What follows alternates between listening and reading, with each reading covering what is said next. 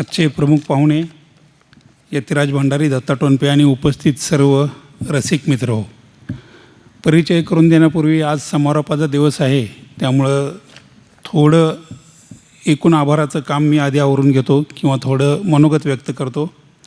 आपल्या व्याख्यानमालेचं हे 44वं वर्ष आहे. 1977 साली सुरुवात झाली. 2 वर्ष कोविडचा खंड सोडला तर सलग ही व्याख्यानमाला सुरू होती. अगदी आपल्या जुन्या लोकांना आठवत असेल, सुरुवातीला आपण गंगामयी बॅडमिंटन हॉल इथं व्याख्यान व्हायची. त्यानंतर बाळकृष्ण बुवा संगीत साधना मंडळाच्या इथं, त्यानंतर गंगामय स्कूलच्या चौकात मधल्या, आणि मग गेली काही वर्ष आपण या नाट्यगृहात व्याख्यान आयोजित करतो. 1998पासून आपण सलग या ठिकाणी व्याख्यानं घेतो. 23 वर्ष झाली या ठिकाणी आपण ही सुरुवात केलेली आहे. आणि मंडळाचा शिवजयंती निमित्तचा एक उपक्रम म्हणून हा उपक्रम आपण सुरू केला. आणि नंतर 97 सालापासून मर्दा फाउंडेशन यात सहभागी झालं. आणि त्याच्या पुढच्याच वर्षी रोटरी क्लब ऑफ इचलकरंजी सेंट्रलनं आमच्याबरोबर या उपक्रमात सहभाग घेतला. यतिराजने आता रोटरीची थोडी माहिती सांगितली, पण अतिशय इतर कामंसुद्धा, म्हणजे आता हॅपी स्कूलच्या अंतर्गत जवळजवळ 10-15 ठिकाणी मला वाटतं आपण वेगवेगळ्या शाळा हॅपी स्कूल म्हणून करतो आहोत रोटरीच्या वतीनं. म्हणजे प्रत्येक संस्था त्या त्या क्षेत्रात काम करते आणि काही उपक्रम आपण एकत्रित घेत आहोत. आणि 3 संस्था एकत्रित घेत असल्यामुळं नाट्यगृहात घेणं शक्य होतं आहे. अर्थात या तिन्ही संस्थांच्या बरोबर मग आमचे प्रायोजक असतील श्रद्धा इन्स्टिट्यूट, तुळजाराम सराफ, त्यांचाही सहभाग अतिशय महत्त्वाचा आहे. सर्व सहप्रायोजक यांचाही सहभाग, आणि नेहमी जे आम्हाला देणगी देतात आमच्या विविध उपक्रमांच्यासाठी, त्यांच्यामुळंच आम्ही हे सर्व उपक्रम करू शकतो. नेहमीच या उपक्रमाला आपला चांगला प्रतिसाद लाभतो. अगदी मध्यंतरी, म्हणजे ज्यावेळी टी व्ही नुकताच आला, रंगीत टी व्ही वगैरे, त्यावेळी मात्र एक वेळ अशी आली होती की व्याख्यानमाला चालू ठेवायची की नाही, कारण संध्याकाळच्या आणि रात्रीच्या मालिका मला वाटतं सगळीकडेच प्रेक्षक वर्ग कमी होण्याचं प्रमाण त्यावेळी झालं होतं. पण त्यानंतर आपण नाट्यगृहात सुरू केले आणि चांगल्या प्रकारे लोकांचा प्रतिसाद मिळतो आहे. यावर्षी कोविडच्या आधीच्या तुलनेनं जरा कमी आहे. कदाचित कोविड पूर्व आणि कोविड उत्तर अशी एक विभागणी होऊ शकेल. व्याख्यानमाला आपण दरवर्षी निश्चित करताना वेगवेगळ्या क्षेत्रातील लोक, विविध विषय, विविध वक्ते, कलाकार, काही नेहमीचे कार्यक्रम, काही चौकटी बाहेरचे कार्यक्रम, असा प्रयत्न असतो.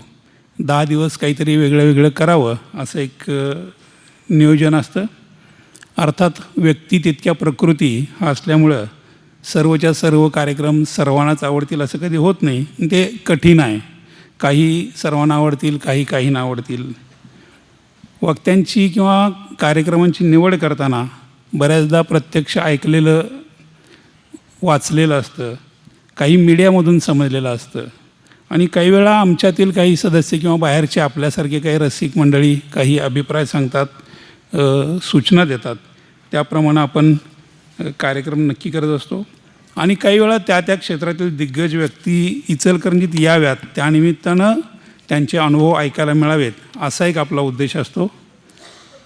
एकूणच 10 दिवसाची ही सगळी मोठ बांधणी एक कसरत होती. सांगायचा उद्देश एवढाच की एवढी व्हरायटी असताना काही वेळा काही, म्हणजे मगाशी जसं मी म्हटलं, सर्व कार्यक्रम सर्वांना आवडतील असं होऊ शकत नाही. तसं होऊ शकतं, काही वेळा अंदाज चुकू शकतो. पण ही विविधता जपावी. जे कार्यक्रम फक्त बाहेर होतात ते आपल्याकडे सुद्धा व्हावेत. काही चौकटी बाहेरचे असले, वेगळे असले तरी ते व्हावेत, असा एक प्रयत्न असतो. आणि या सर्वाला आपण जो प्रतिसाद देत आहात त्याबद्दल आपल्या सर्वांचं मनापासून मी आभार व्यक्त करतो. कारण आपल्या सर्वांच्या प्रतिसादामुळंच हा उपक्रम घेणं शक्य होतं आहे. त्याचबरोबर मगाशी मी सांगितलं त्याप्रमाणे प्रायोजक, सहप्रायोजक, देणगीदार या सर्वांचं सहकार्य अतिशय मोलाचं. शहरातील सर्वच पत्रकार, प्रसारमाध्यमांचे प्रतिनिधी वेगवेगळे, त्यांचंही सहकार्य प्रसिद्धीसाठी चांगल्या प्रकारे होतं. नाट्यगृहाचा सर्व स्टाफ आणि साऊंड सिस्टीम होगडे जॉबर, त्यात प्रवीण, प्रशांत, ऋषिकेश, सचिन ही सगळी मंडळी, नाट्यगृहाचे दिघे, पाटील ही सगळी मंडळी, या सर्वांच्या सहकार्यामुळं 10 दिवसाचं हे एकूण नियोजन चांगल्या प्रकारे पार पडतं. इतरही अनेक चिंतक ज्यांची प्रत्यक्ष अप्रत्यक्ष मदत होते, त्या सर्वांच्या सहकार्यामुळं हा उपक्रम पार पडतो. आपणही आपल्या अधिक काही सूचना असल्या तर आम्हाला जरूर सांगा. मगाशी सांगितलं किंवा पूर्वी जसं आवाहन केलं होतं त्याप्रमाणे सर्वांच्या देणगीतून आमचे अनेक कार्यक्रम पार पडत असतात. आता नुकतीच पुस्तक पेढीचे आमचे उपक्रम सुरू होतील. 9वी ते 12वीच्या जवळजवळ 1000 विद्यार्थ्यांना आपण पुस्तक सेट देतो. त्यासाठीसुद्धा किंवा सर्वच उपक्रमांच्यासाठी सुद्धा आपण सहकार्य केलं तर आमच्यासाठी ते अतिशय मोलाचं होईल. पुन्हा एकदा तुम्हा सर्व रसिक वर्गाचा मनापासून आभार मानतो. 10 दिवसात जे वक्ते आले ज्याने आपल्याला वेळ दिला त्या सर्वांचंही आभार आहे. आज निफाडकर सर या ठिकाणी आहेत. मी त्यांच्या परिचयाचं काम माझ्याकडे आहे.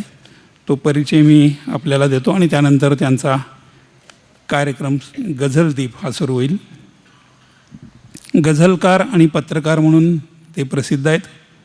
द हिंदू या निष्पक्ष दैनिकाने त्यांचा उल्लेख गझल सम्राट सुरेश भट यांची मशाल घेऊन पथदर्शक बनलेले गझलकार असा केला. झी 24 तास या वाहिनीचे आणि झी मराठी दिशा या आठवडापत्राचे मुख्य संपादक विजयजी कोवळेकर यांनी ज्यांना भट यांचे अंतरंग शिष्य म्हणाले ते गझलकार प्रदीप निफाडकर. त्यांनी प्रेम आणि दारूत अडकलेल्या गझलेला वात्सल्यता आणि कौटुंबिकता आणि आध्यात्मिकता आणली. पत्रकार म्हणून देखील ते सुपरिचित आहेत. त्यांची अनेक पुस्तकं प्रसिद्ध आहेत. त्यात स्वप्नमेना गझल संग्रह, गझलदीप गझलेची माहिती देणारा ग्रंथ, वेगळे वाटसरू व्यक्तिचित्रणात्मक, तीर्थंकरांची गाणी 24 तीर्थंकरांच्यावर त्यांनी गाणी लिहिलेली आहेत आणि सुरेश वाडकर यांनी ती गायलेली आहेत.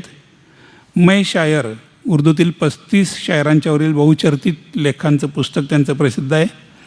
गझल सम्राट सुरेश भट आणि या नावाचं त्यांचं सुरेश भट यांच्या चरित्रावर पुस्तक आहे. एकमेव गझल वगळून इतर कवितांचा त्यांचा संग्रह प्रसिद्ध आहे. गझलधाम हा गझल संग्रह, अर्थार्थी म्हणजे रोज म्हटल्या जाणाऱ्या आरत्यांचा शब्दाचा अर्थ सांगणारं त्यांचं पुस्तक प्रसिद्ध आहे.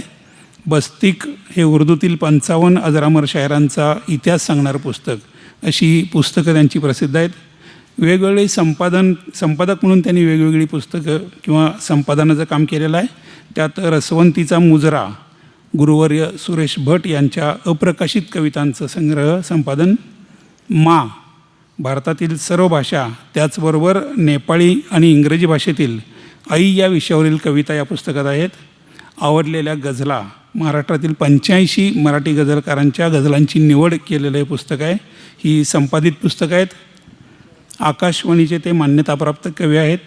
मराठी गझल प्रदीप निफाडकर यांच्या गझलांचे आणि मुलाखतींचे पुस्तक हे प्रसिद्ध आहे. उर्दू साहित्य परिषदेचे ते बिनविरोध निवडून आलेले पहिलेच मराठी भाषिक अध्यक्ष आहेत. मुक्ताईनगर येथील अखिल भारतीय उर्दू मुशायऱ्यात अध्यक्ष म्हणून त्यांनी जबाबदारी पार पाडलेली आहे. त्यांच्या अनेक ध्वनिफिती प्रसारित झालेल्या आहेत. त्यात देखणी ही HMV तर्फे प्रकाशित झालेली आहे. याशिवाय राम कदम, गजानन वाटवे, भीमराव पानसाळे, हर्षित अभिराज यांच्याबरोबर अनेक गझलांचं गायन या संगीतकारांनी केलेलं आहे. 10वीच्या पाठ्यपुस्तकात त्याचबरोबर मराठवाडा विद्यापीठाच्या BAच्या अभ्यासक्रमात त्यांच्या गझलांचा समावेश आहे. मुक्त विद्यापीठाच्या वृत्तपत्र अभ्यासक्रमाच्या पाठ्यपुस्तकासाठी त्यांनी लेखन केलेलं आहे. चित्रपट गीतमालिका त्यांच्या आहेत.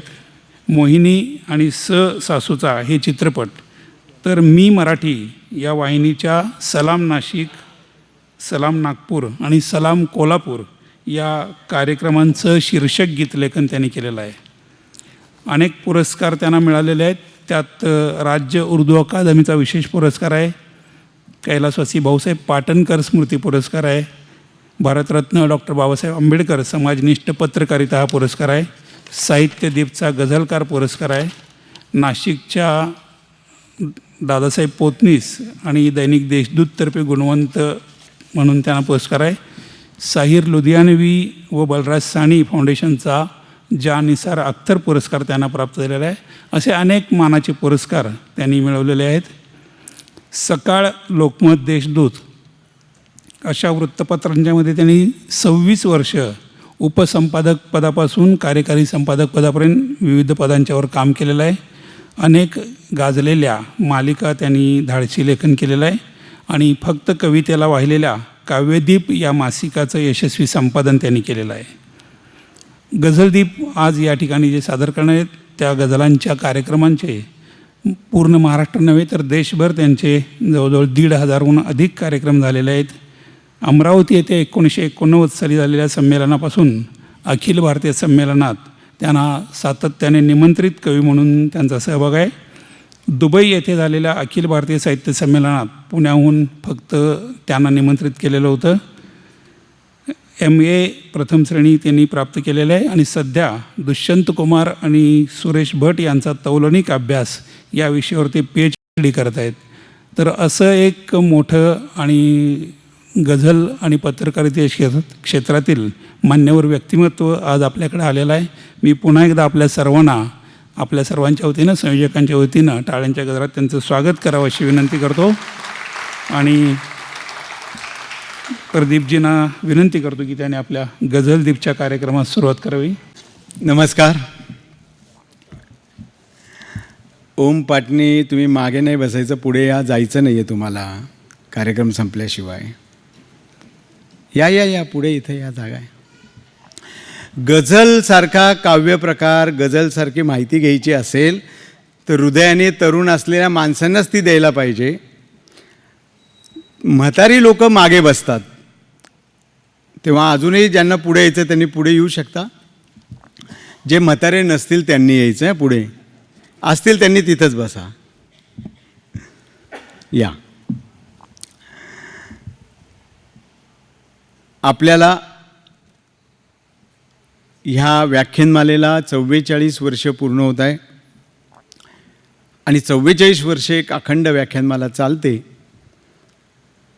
ठीक आहे, महाराष्ट्रात मी अनेक व्याख्यानमालामध्ये गेलो जिथं 100 वर्षसुद्धा चालतात, पण इचलकरंजीसारख्या गावामध्ये 44 वर्ष अशा एकनिष्ठपणे व्याख्यानमाला चालवतात. याचं कारण तुमच्यासारखे प्रेक्षक आणि त्याचप्रमाणे होगाडेंसारखे चिकाटी धरून काम करणारे कार्यकर्ते आहेत. तुमच्या सगळ्यांसाठी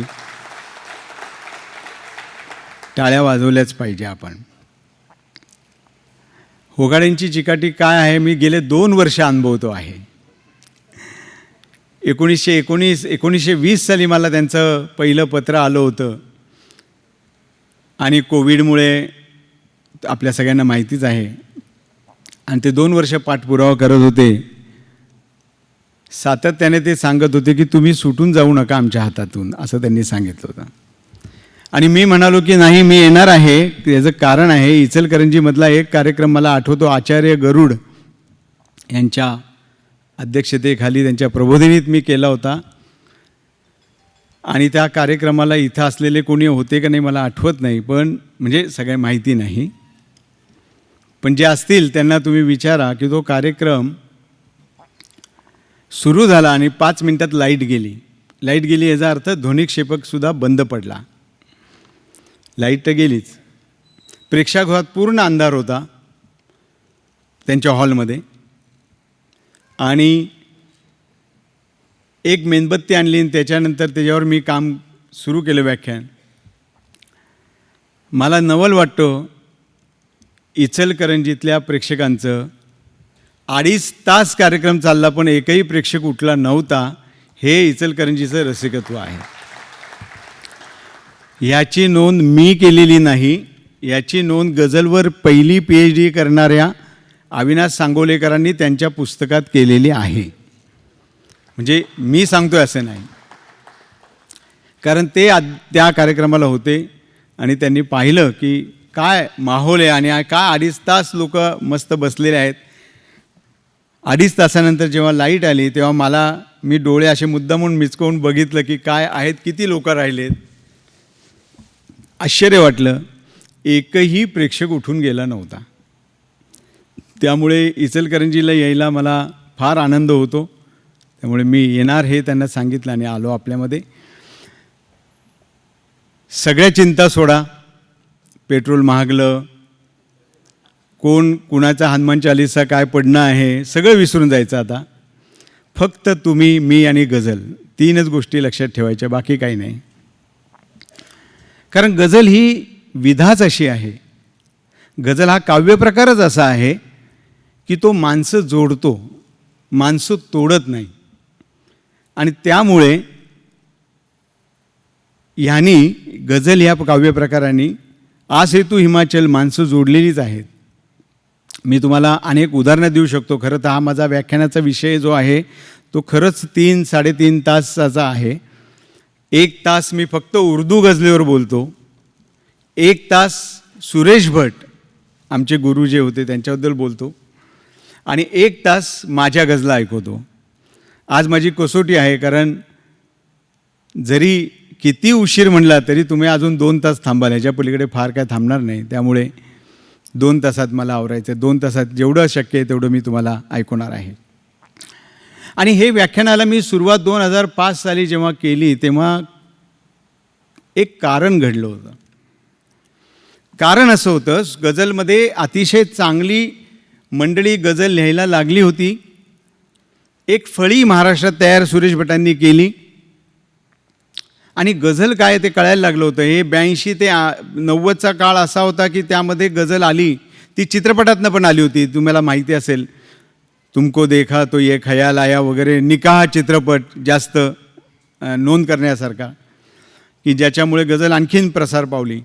आणि मग गझलचा एक माहोल छान झाला होता. आणि साधारणतः 90 ते 2000 असा चांगला चालू असताना, तो बहराला आलेला असताना मी जिथे जिथं जात होतो तिथं काही गझलेबद्दल बोलत होतो, तेव्हा मला असं लक्षात आलं की गझल ह्या काव्यप्रकाराबद्दल एकूणच लोकांमध्ये माहिती कमी आहे, किंवा माहिती कमी असल्यापेक्षा गैरसमज फार आहेत.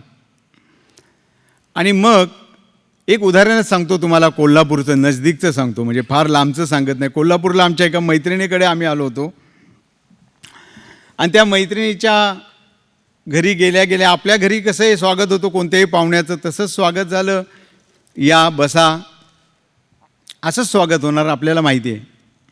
पण तिथं वेगळं झालं. तिथं आम्ही गेल्या गेल्या त्या आमच्या मैत्रिणीच्या आईने, त्या फार धार्मिक होत्या, म्हणजे धार्मिक असण्याबद्दल माझं काही मत नाही, असलं पाहिजे, आस्तिक असलं पाहिजे, तो काही भाग नाही.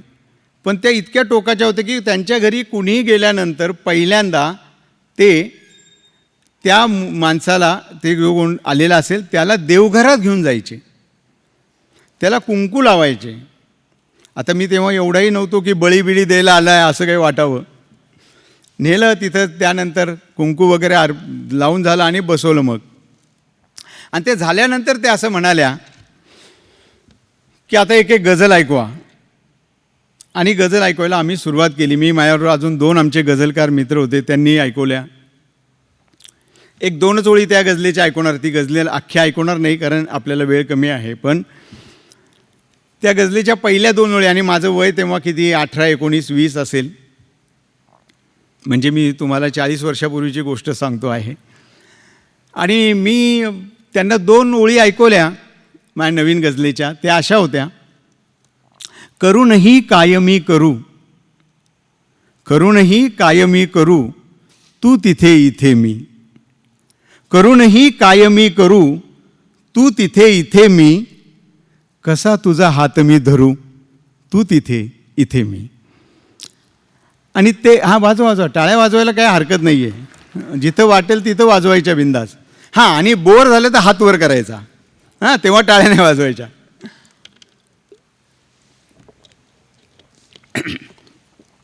झालं. शेर ऐकवल्यानंतर, माझी गझल ऐकल्यानंतर दुसऱ्या मित्राने ऐकवली, तिसऱ्याने ऐकवली, आणि सगळं आल्यावर त्या बाई शांतपणे बघत होत्या आमच्याकडे एकटक. कुठेही दाद नाही, तुमच्यासारखी टाळी नाही, वा नाही, काही नाही, काही नाही. आणि सगळं झाल्यानंतर त्या म्हणाल्या, अरे काय मुलं आहात तुम्ही, तुमच्या वयाचे ज्ञानेश्वर होते तेव्हा काय लिहित होते, तुम्ही काय लिहित आहे. आता बरोबर आहे, ज्ञानेश्वरांनी इतकं मला काय कोणत्याच कवीला अजून लिहिता आलेलं नाही आहे. शांता शेळके असो, इंदिरा संत असो, सुरेश भट असो, कुणी असो, ज्ञानेश्वरांनी इतकी उंची कोण गाठणार. ते म्हणजे एकदम कळसाच्या पलीकडे. त्यामुळे ते तर शक्यच नव्हतं. पण त्यांचं ऑब्जेक्शन पुढच्या गोष्टीला होतं. ते असं म्हणाल्या, काय ते ज्ञानेश्वरांनी लिहिलं, तुम्ही काय हे प्रेमावर असलं काहीतरी लिहिता, तू तिथे इथे मी तुझा हात कसा धरू, काय म्हणे हे आहे. मी म्हणलं आईसाहेब बरोबर आहे, तुमचं म्हणणं बरोबर आहे, पण मी आपल्याला एक प्रश्न विचारू का. तर म्हणले हां विचारा. म्हटलं 2 शब्दांचा मला अर्थ सांगाल का. हां सांगेल ना, मराठी चांगलं आहे माझं, काय हरकत नाही, विचार. म्हणलं कवी आणि नट या 2 शब्दाचा अर्थ काय. म्हणजे काय आहे, प्रश्न आहे का. जो कविता लिहितो तो कवी, जो भूमिका करतो तो अभिनय करतो तो नट, अभिनेता. म्हणलं बरोबर आहे, हेच मला ऐकायचं होतं. म्हटलं फार काय अर्थ नको आहेत मला. मग असं असताना मला सांगा मी कोण आहे. कवी, प्रश्नच नाही म्हणे. मी नट आहे का, नाही. मग म्हटलं आता मी नट होतो आणि तुम्हाला हीच गझल ऐकवतो आणि मला तुम्ही सांगा ही प्रेमावर आहे का अध्यात्मावर आहे. काय बोलतो म्हणे, ऐको. आम्ही त्यांच्या पुढे उभा राहिलो आणि म्हणालो करूनही काय मी करू, तू तिथे इथे मी, कसा तुझा हात मी धरू, तू तिथे इथे मी. ते म्हणले हो अध्यात्मावर आहे.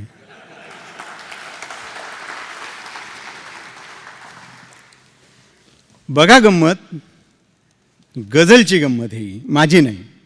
गझलमध्ये शेर ऐकवल्यानंतर जो मैफलीत आलेला मनुष्य असतो त्यातला एखादा दुःखी असतो, सगळेच काय सुखाने येत नाही इथं. तो प्रेमभंग झालेला असेल, आजच्या भाषेत ब्रेकअप. हां भंडारी बरोबर ना, हां तुम्हाला आजची भाषा जास्त कळते म्हणून. किंवा एखादा प्रेमात पडलेला असेल, तो आलेला असेल पिसेनसारखा. म्हणजे एक उदाहरण सांगतो मी तुम्हाला, नावं घेतोय म्हणजे त्यांच्याकडे संशयाने बघू नका लगेच. असंही होऊ शकतं, मैफलीत येणारा एखादा आणखीन वेगळ्या दुःखाने आला असेल, वेगळ्या आनंदाने आला असेल. त्या सगळ्या मैफलीतल्या लोकांना प्रत्येकाला सगळे शेर आवडणार नाही. जसं आत्ता ओगाळेंनी सांगितलं की प्रत्येक व्याख्यान काय प्रत्येकाला आवडत नाही, बरोबर आहे, तसंच होईल. पण त्या गझलेतला एक तरी शेर त्यांनी उराशी जपून घरी घेऊन जावा असा असला पाहिजे, त्याला गझल म्हणतात. आणि म्हणून अशी ही गझल नावाची विधा, गझल नावाचा हा प्रकार भारतात सुरू झाला आणि तोही उर्दू भाषेत सुरू झाला. उर्दू ही कोणत्याही धर्माची, जातीची, कोणत्याही विभागाची भाषा नाही. उर्दू ही आपली महाराष्ट्राची, भारताची भाषा आहे, यामध्ये शंका नाही, कोणत्याही जाती धर्माची नाही. अशी ही उर्दू, त्या भाषेतनं हा जन्म झाला ह्या काव्यप्रकाराचा. आणि त्यानंतर ती पहिल्यांदा हिंदीमध्ये गेला, पंजाबीमध्ये गेला, गुजरातीमध्ये गेला, बंगालीमध्ये गेला आणि असं करत करत टप्पे घेत तो आपल्या इथं महाराष्ट्रात आला. आणि महाराष्ट्रात माधव जुलियन यांनी गझलेची जरी सुरुवात केली असेल तरी खरं गझल पण खरं त्याला मराठीचं, महाराष्ट्राच्या मातीचं जे काही एक लेणं ज्यांनी दिलं ते म्हणजे सुरेश भट, ज्यांच्यावर खूप बोलता येईल, ज्यांच्या गझला आपण ऐकलेल्या आहेत. सुरेश भटांच्या कविता आपण ऐकलेल्या आहेत, सुरेश भटांची गाणी आपण ऐकलेली आहेत. मेहंदीच्या पानावर मन अजून झुलते ग, चल उठ रे मुकुंदा झाली पहाट झाली, आज गोकुळात रंग खेळतो हरी, केव्हा तरी पहाटे उलटून रात्र गेली. किती तुम्ही सांगू, लाभले आमास भाग्य बोलतो मराठी. सगळी गाणी, उषकाल होता होता काळ रात्र झाली, अशी सगळी गाणी सुरेश भटांची आहेत. आणि सुरेश भटांनी असं एक चांगलं दालन, समृद्ध दालन मराठी गझलेचं हा महाराष्ट्राला दिलं आणि तिथून मोठ्या प्रमाणात गझलकार निर्माण झाले. आज मितीस महाराष्ट्रात 250 ते 300 गझलकार गझल लिहित आहेत. हे खरं आहे, सगळेच चांगलं लिहितात असं नाही, काही जण चांगले लिहितात. आणि प्रताप आलाय ना, हां, तुमच्या भागामध्ये मी मुद्दामून त्याला इथं बोलवलं. तो मला म्हटला मी येणार आहे व्याख्यानाला. म्हटलं येणार आहे, वरती आहे जरा, वरती इथे. ह्यासाठी एकदा टाळ्या वाजवा प्रताप पाटील.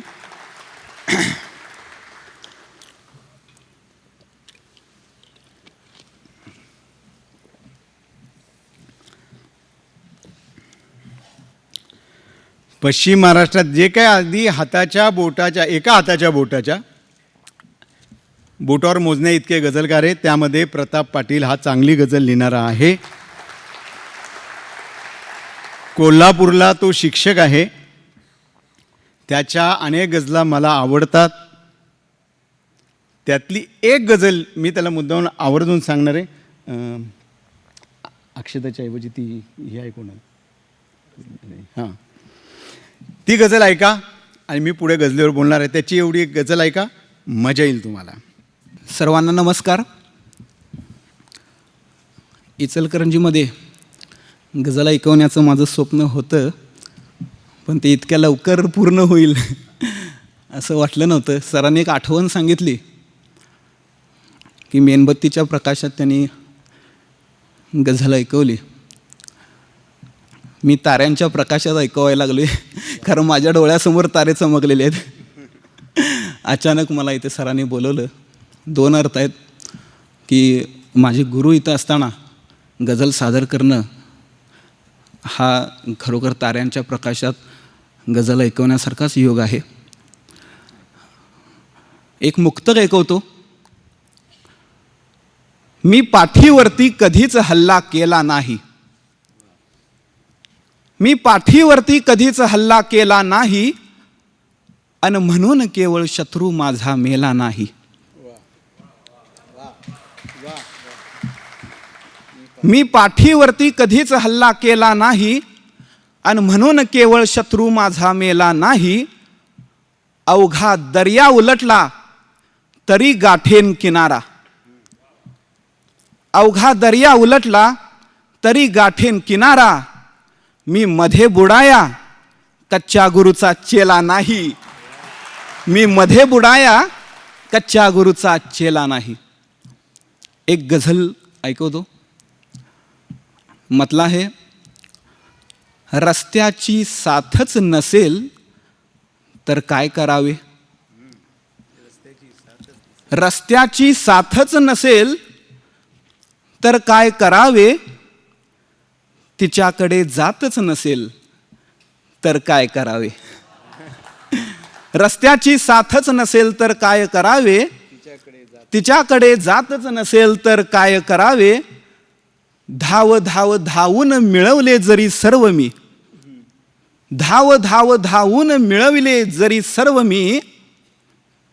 क्षणभर आरामच नसेल तर काय करावे. क्षणभर आरामच नसेल तर काय करावे.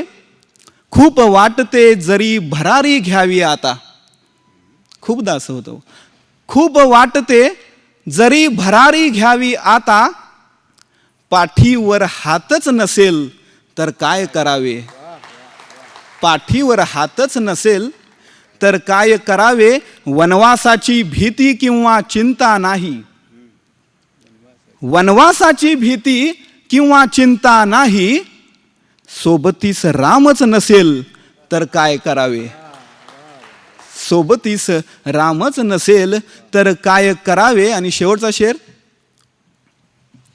वनवा पेटवण्याची आहे इथे गरज.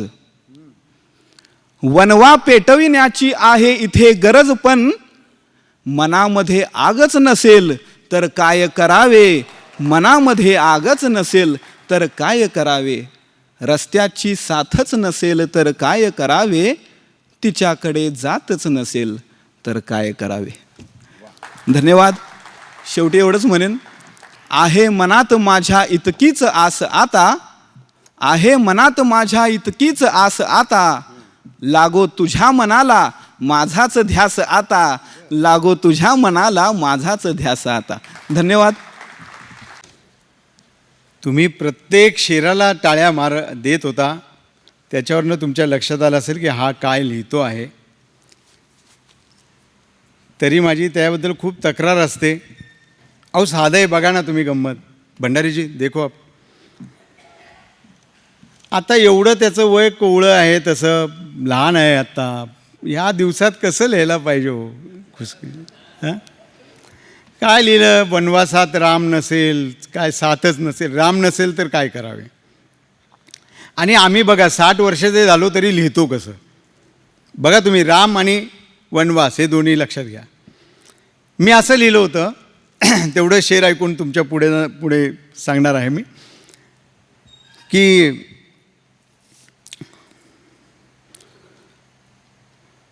त्याचा शेर माझ्या डोक्यात जास्त घोळायला लागला. चांगला आहे. कोण म्हणतो रामचंद्रा. बघा तुम्ही रामायण इतक्या वेळा ऐकलंय. बघा ही गंमत आहे गझलेची की गझलमध्ये जर वेगळ्या कल्पना नसतील तर तुम्ही दाद देत नाही. मी जर तुम्हाला आता तेच सांगायला लागलो की मी एक तुम्हाला गझल ऐकवतो आणि मी म्हणालो आईची माया जशी गुलाबाची छाया, तुम्ही म्हणाल घरी पाठवा. नवीन सांगायला पाहिजे, तुम्हाला नवीन अनुभव सांगायला पाहिजे, काहीतरी नवीन सांगायला पाहिजे, तरच तुम्ही ऐकता. आणि बघा त्यांनी सांगितलं कसं की वनवासात जर जायला हरकत नाही, चिंता नाही आहे त्याची, पण रामच नसेल तर काय करू.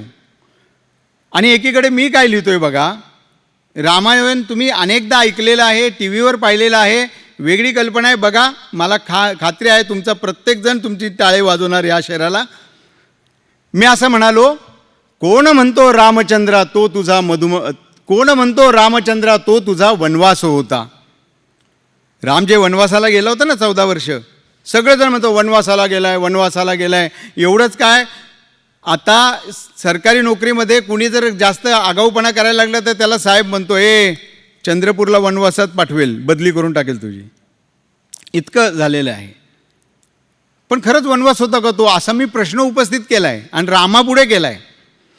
मी काय म्हणालोय, कोण म्हणतो रामचंद्रा तो तुझा वनवास होता, जानकी जर सोबती तर तो तुझा मधुमास होता.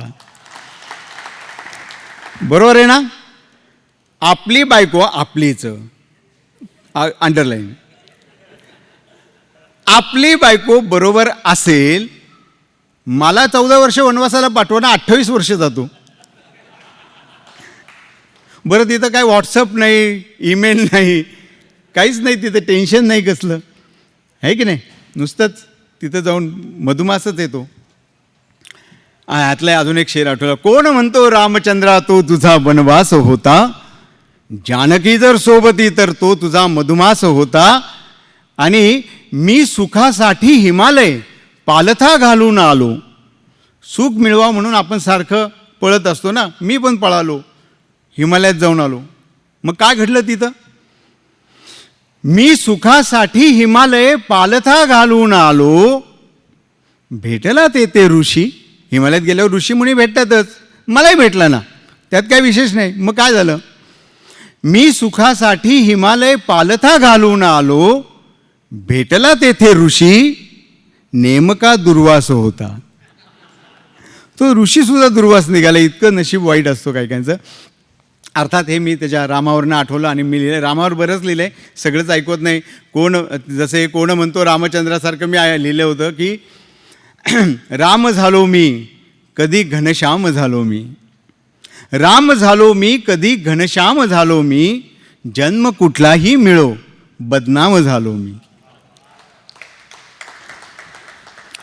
तर बरंच लिहिले, सगळंच ऐकवायचं नाही आणि सगळं ऐकवायला वेळ नाही. पण मी पुन्हा गझलकडे तुम्हाला वळवतो की गझल ही विधा कशी असते. तुम्ही बघितलं, एक एक शेरामध्ये एक एक आशय असतो, म्हणून गझलला कवितांची कविता असं म्हणलं जातं. आणि ती कवितांची कविता असल्यामुळे ती तुम्हाला लवकर भावतेच, हे एक कारण झालं. पण दुसरं असं आहे की आपल्या सगळ्यांच्या हृदयामध्ये प्रेम नावाची गोष्ट असतेच. असा मनुष्यच नाही जो प्रेम ज्याच्याकडे नाही आहे. एखाद दुसरा आपण सोडून देऊ आपण, पण एखाद दुसरा. मग अशी जी माणसं असतात त्यांनाच कवी म्हटलं पाहिजे. कवी म्हणजे तो नाही जो तुम्हाला ऐकवतो आणि तुम्ही ऐकत बसता, तुम्ही रसिक आणि हा कवी, असं नाही. आमच्या राम शेवाळकरांनी फार सुंदर व्याख्या केली आहे कवी कोण आणि रसिक कोण याची. तुमच्याकडे येऊन गेले आहेत मला वाटतं राम शेवाळकर. ते म्हणाले होते, कवी म्हणजे बोलका रसिक, कवी म्हणजे बोलका रसिक आणि रसिक म्हणजे मुका कवी. त्यामुळे तुम्ही सगळे कवी आहात, मीही कवी आहे. आपण एकमेकांना गप्पा मारत ऐकत ऐकत मस्त पुढे जायचं आहे. म्हणून मी आल्या म्हटलं की सगळे टेन्शन बाजूला करा आणि फक्त ऐका. कारण कसे असतात कवी, कवी कसे असतात म्हणजे तुम्ही कसे असता, मी कसा असतो. बघा गझल ऐकवतोय. हसण्याची संधी असूनी, बघा आपण सगळे कवी कसे असतो आणि ते कसे असतात, ते म्हणजे कोण तुमच्या लक्षात येईल. ते कसे आहेत, हसण्याची संधी असूनी ते सारे रडले होते. हसण्याची संधी असूनी ते सारे रडले होते. मी हासत हासत जगलो, मी दुःख पचविले होते. जो दुःख चांगलं पचवतो त्याला निर्मळ हसता येतं, है की नाही. हसण्याची संधी असूनी, म्हणून तुम्ही सुद्धा कवी तसेच आहात की तुम्ही दुःख पचवता. हसण्याची संधी असूनी ते सारे रडले होते. मी हासत हासत जगलो, मी दुःख पचविले होते. मी एक कवी छोटासा, बदलून टाकतो दुनिया. बघा मी काय म्हणतोय, कवी दुनिया बदलतो. हो, कवी दुनिया बदलतो. आणि मी फक्त कवी हा शब्द उच्चारतोय. इथं संत ज्ञानेश्वरांपासून अलीकडच्या प्रत्येक कवीपर्यंत, प्रताप पाटीलपर्यंत जेवढे कवी आपल्याकडे, कवींची एक मोठी मांदियाळी आहे. या सगळ्या कवींच्याबद्दल हे प्रतिकात्मक बोलतो आहे मी, की कवी दुनिया बदलतो म्हणजे काय होतं. तुम्ही म्हणताल का निफाडकर बोलता, आमचे अजून रस्ते चांगले नाही आहेत, आणि तुम्ही काय सांगताय दुनिया बदलतो. कवी दुनिया बदलतो, याच्यावर विश्वास ठेवा. ज्ञानेश्वर झाले नसते, तुकाराम झाले नसते, तर ह्या महाराष्ट्राचं काही वेगळंच बिहारचं रूप दिसलं असतं. पण हे रूप दिसलं त्याचं कारण हे चांगले संत इथं जन्माला आले. कसे त्यांनी दुनिया बदलली बघा. कवी कसा दुनिया बदलतो बघा. हसण्याची संधी असूनी ते सारे रडले होते. मी हासत हासत जगलो, मी दुःख पचविले होते. मी एक कवी छोटासा, बदलून टाकतो दुनिया. मी एक कवी छोटासा, बदलून टाकतो. बघा कशी बदलतोय. मी एक कवी छोटासा, बदलून टाकतो दुनिया. मी प्रेम म्हणालो आणिक जग प्रेमळ बनले होते. मी फक्त कवीने शब्द उच्चारायचा अवकाश आहे. मी प्रेम म्हणालो आणिक जग प्रेमळ बनले होते. मी हसलो जेव्हा जेव्हा ही झाडे बहरत गेली. कवी हसतो म्हणून झाडं बहरतात. मी हसलो जेव्हा जेव्हा ही झाडे बहरत गेली. मी हसलो जेव्हा जेव्हा ही झाडे बहरत गेली. मी रडलो तेव्हा तेव्हा हे दगड वितळले होते. मी रडलो तेव्हा तेव्हा हे दगड वितळले होते. मी गगन झुकविले खाली आणि त्यावर लिहिली गाणी. धन्यवाद, तुम्ही टाळ्या वाजवल्या, वावा म्हणताय, पण मला वावा पुढच्या ओळीला पण पाहिजे आहे. कारण गगन झुकवणं या देशात, भारतासारख्या देशात सोपं आहे. त्यावर गाणं लिहिणं टोनपे एकदम सोपं आहे. पण चारा घोटाळा होतो तसं गगन घोटाळा व्हायचा है ना. गगन झुकवून कवीने काय उपयोग नाही. मग पुढे काय. मी हसलो जेव्हा जेव्हा ही झाडे बहरत गेली. मी रडलो तेव्हा तेव्हा हे दगड वितळले होते. मी गगन झुकविले खाली आणि त्यावर लिहिली गाणी. मी गगन झुकविले खाली आणि त्यावर लिहिली गाणी. मग इंद्रधनुने सारे ते रंग उचलले होते. बघा कोण मदतीला आलं माझ्या. आणि तेव्हापासनं इंद्रधनुष्य इष्टमन कलरमध्ये दिसतं. हां, आधी ब्लॅक अँड व्हाईट होतं. मी गगन झुकविले खाली आणि त्यावर लिहिली गाणी. मग इंद्रधनुने सारे ते रंग उचलले होते. मी रोज गात भूपाळी सूर्याला उठविता आलो. मी रोज गात भूपाळी सूर्याला उठवित आलो. मी रोज गात भूपाळी सूर्याला उठवित आलो. मी रोज गात अंगाई चंद्रास निजवले होते. मी रोज गात अंगाई चंद्रास निजवले होते. माझे शब्द समजले कोठे, माझा अर्थ उमगला कोठे. घरामध्ये खूप मोठी लायब्ररी असली आणि त्यात 100 डिक्शनरी असल्या म्हणजे अर्थ कळतात नाही. आई हा शब्द उच्चारायला आपल्याला 2.5 वर्ष कमीत कमी काळ जावा लागतो. 2 ते 2.5 वर्ष है ना. जन्माला आल्याला आई नाही म्हणत आपण, 2-2.5 वर्षांनी म्हणतो. पण आई समजायला अख्खी हयात जावी लागते. तेच इथे शब्द समजतात म्हणून नाही, डिक्शनऱ्यांमध्ये शब्द समजतात. विनोबांनी फार छान सांगितलंय, डिक्शनऱ्यांमध्ये शब्द असतात पण अर्थ जीवनामध्ये लपलेला असतो. त्यामुळे माझं शब्द समजले कोठे, माझं अर्थ उमगला कोठे, माझं शब्द समजले कोठे, माझं अर्थ उमगला कोठे, पण तुझा स्पर्श झाला अन माझं सारे कळले होते. त्याचा स्पर्श असेल तर सगळं कळतं, पण तुझा स्पर्श झाला अन माझं सारे कळले होते. देवास कधी मी म्हटले माझं पाठव पृथ्वीवरती, देवास कधी मी म्हटले माझं पाठव पृथ्वीवरती. मी गझल लिहावी म्हणून त्यानेच ढकलले होते, हसण्याची संधी असूनी ते सारे रडले होते. मी हसत हसत जगलो, मी दुःख पचविले होते. ही गझलची ताकद, ही गझलची गंमत आहे.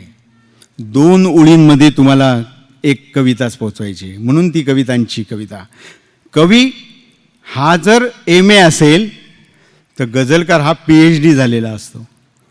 त्याला शब्दांच्या छटा जेवढ्या माहिती असतात कवीच्या इतक्या, त्याच्याही पेक्षा पुढे जाऊन वृत्तांवर त्याची कमांड असते. म्हणून गझल लिहिणं हे खूप अवघड समजलं जातं, पण चांगल्या कवीला ते एकदम सोपं असतं.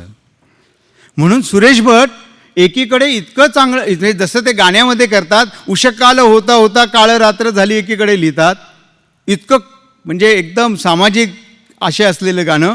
तर दुसरीकडे चांदण्यात फिरताना माझा धरलास हात, सखया रे आवरही सावर चांदन रात, इतकं रोमॅन्टिक लिहितात. किंवा तरुण आहे रात्र अजूनही मलमली तारुण्य वगैरे तुम्हाला माहिती आहे सगळी, ती मी सांगत बसत नाही. त्यामुळे त्याची शब्दांवर हुकूमत असते, त्याच्या अर्थावर हुकूमत असते, तो काही लिहू शकतो. म्हणून सुरेश भटांनी अतिशय सुंदर जे जे लिहिलं ते सुंदर लिहिलं. ते गझलेमध्येही होतं त्यांच्या, की एकीकडे ते सामाजिक आशयाच्याही गझला लिहिल्या, एकीकडे रोमॅन्टिकही लिहिल्या. भंडारी एक शेर ऐका त्यांचा, तुम्हाला आवडेल. तुझा मी हात प्रेमाने जरासा दाबला होता, तुझा मी हात प्रेमाने जरासा दाबला होता, गडे ऐकून घे माझे इरादा चांगला होता. इतकं रोमॅन्टिक, अशा बऱ्याच गोष्टी आहेत. मग असं लिहिणारे सुरेश भट आणि एकीकडे हे गझलकाराचं वैशिष्ट्य असतं.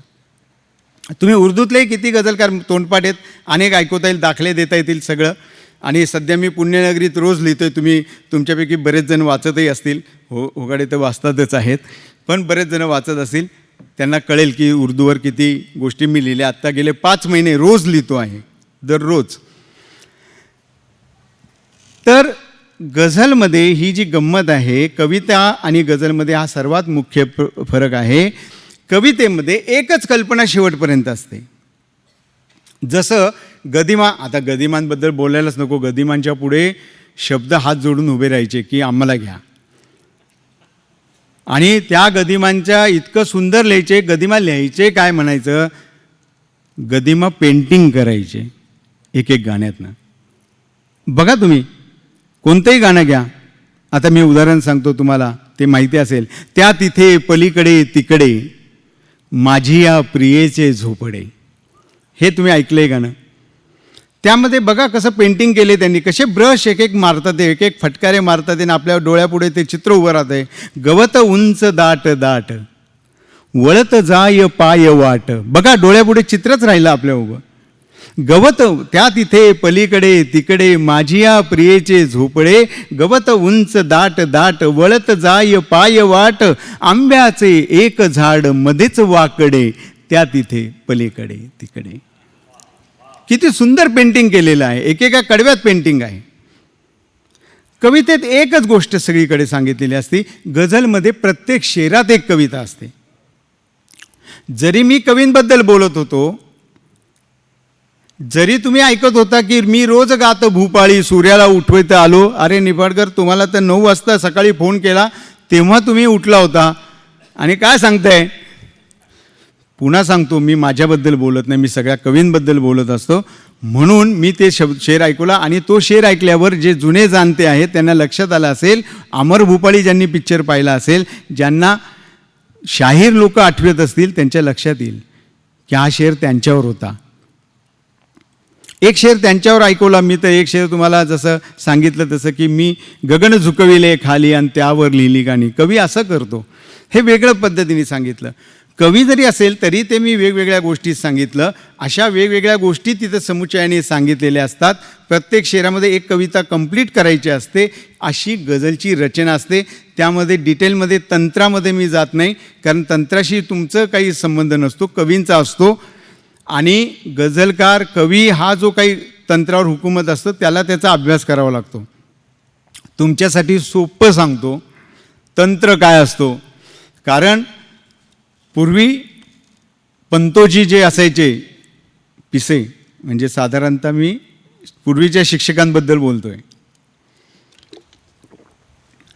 ते सांगायचे भुजंग प्रयात, शार्दूल विक्रीडित. ते भुजंग प्रयात म्हटलं की अंगावर साप आला का काय असंच वाटायचं आणि आपण घाबरून हे करायचो, तो प्रश्न ऑप्शनला टाकायचो. पण तुम्हाला माहिती आहे का, भुजंग प्रयात वृत्तामध्ये बघा तुम्ही काय लिहिले. तुम्हाला माहिती असलेलं गाणं कोणतं? भुजंग प्रयात वृत्तामध्ये माहिती असलेला श्लोक पहिल्यांदा कोणी जर म्हटलं, तुम्ही तुमच्यापैकी कुणाला विचारला, तुम्ही पटकन सांगताल मनाचे श्लोक सगळे भुजंग प्रयातमध्ये आहेत.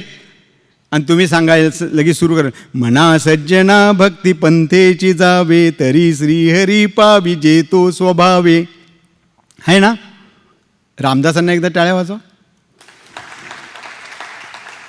आता हे त्यांनी म्हणलेलं जे आहे ते काही नाही, फोटो काढायला आलेत वरती, तुम्ही काळजी नका करू. मना सज्जना भक्ती पंथेची जावे, तरी श्रीहरी पावी जेतो स्वभावे. असंच म्हणतो ना आपण. हीच चाल सर्वसाधारणता आहे की नाही? आता मी हिंदी चित्रपटातलं एक गाणं ह्याच्यावर म्हणतो, तुम्ही बघा आहे की नाही भुजंग प्रयात वृत्तामध्ये ते गाणं. इशारो इशारो में दिल लेने वाले, ऐकलंय ना? काश्मीर की गली.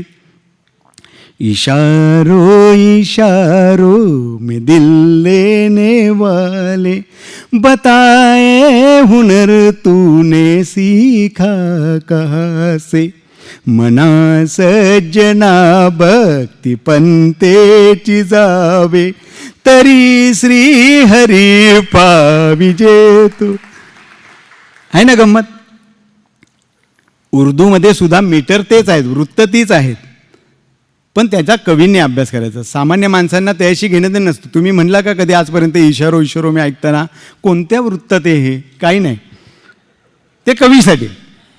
तुमच्यासाठी चांगलं असलं पाहिजे. 2 ओळी कवीने ऐकवल्यानंतर तुम्हाला जर तुमची दाद येत नसेल तर तो शेर गेला, फसला. पाटणे आमच्या एका मित्रांनी मला एकदा विचारलं की काय मग आज कवी तुमचं आणि कोजागिरी पौर्णिमा आहे मस्त, मग तुम्ही बसणारच असाल, असं त्यांनी विचारलं. बरोबर आहे, कारण साधारणतः कवी बसतात, आजकालचे जास्त बसतात. त्याने विचारलं तर त्याला मी उत्तर दिलं. म्हटलं अरे तुला कशाला उत्तर मी देत बसू, तुला शेरच ऐकवतो माझा. आम्ही त्याला शेर ऐकवला, बघा तुम्ही, तुम्हाला तो आवडेल की नाही.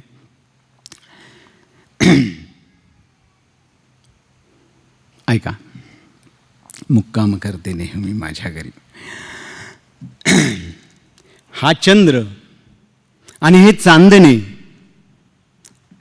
कोजागिरी पौर्णिमेची रात्र होती ना, मी त्याला काय म्हणालो, हा चंद्र आणि हे चांदणे घेऊन जा तुमच्या घरी.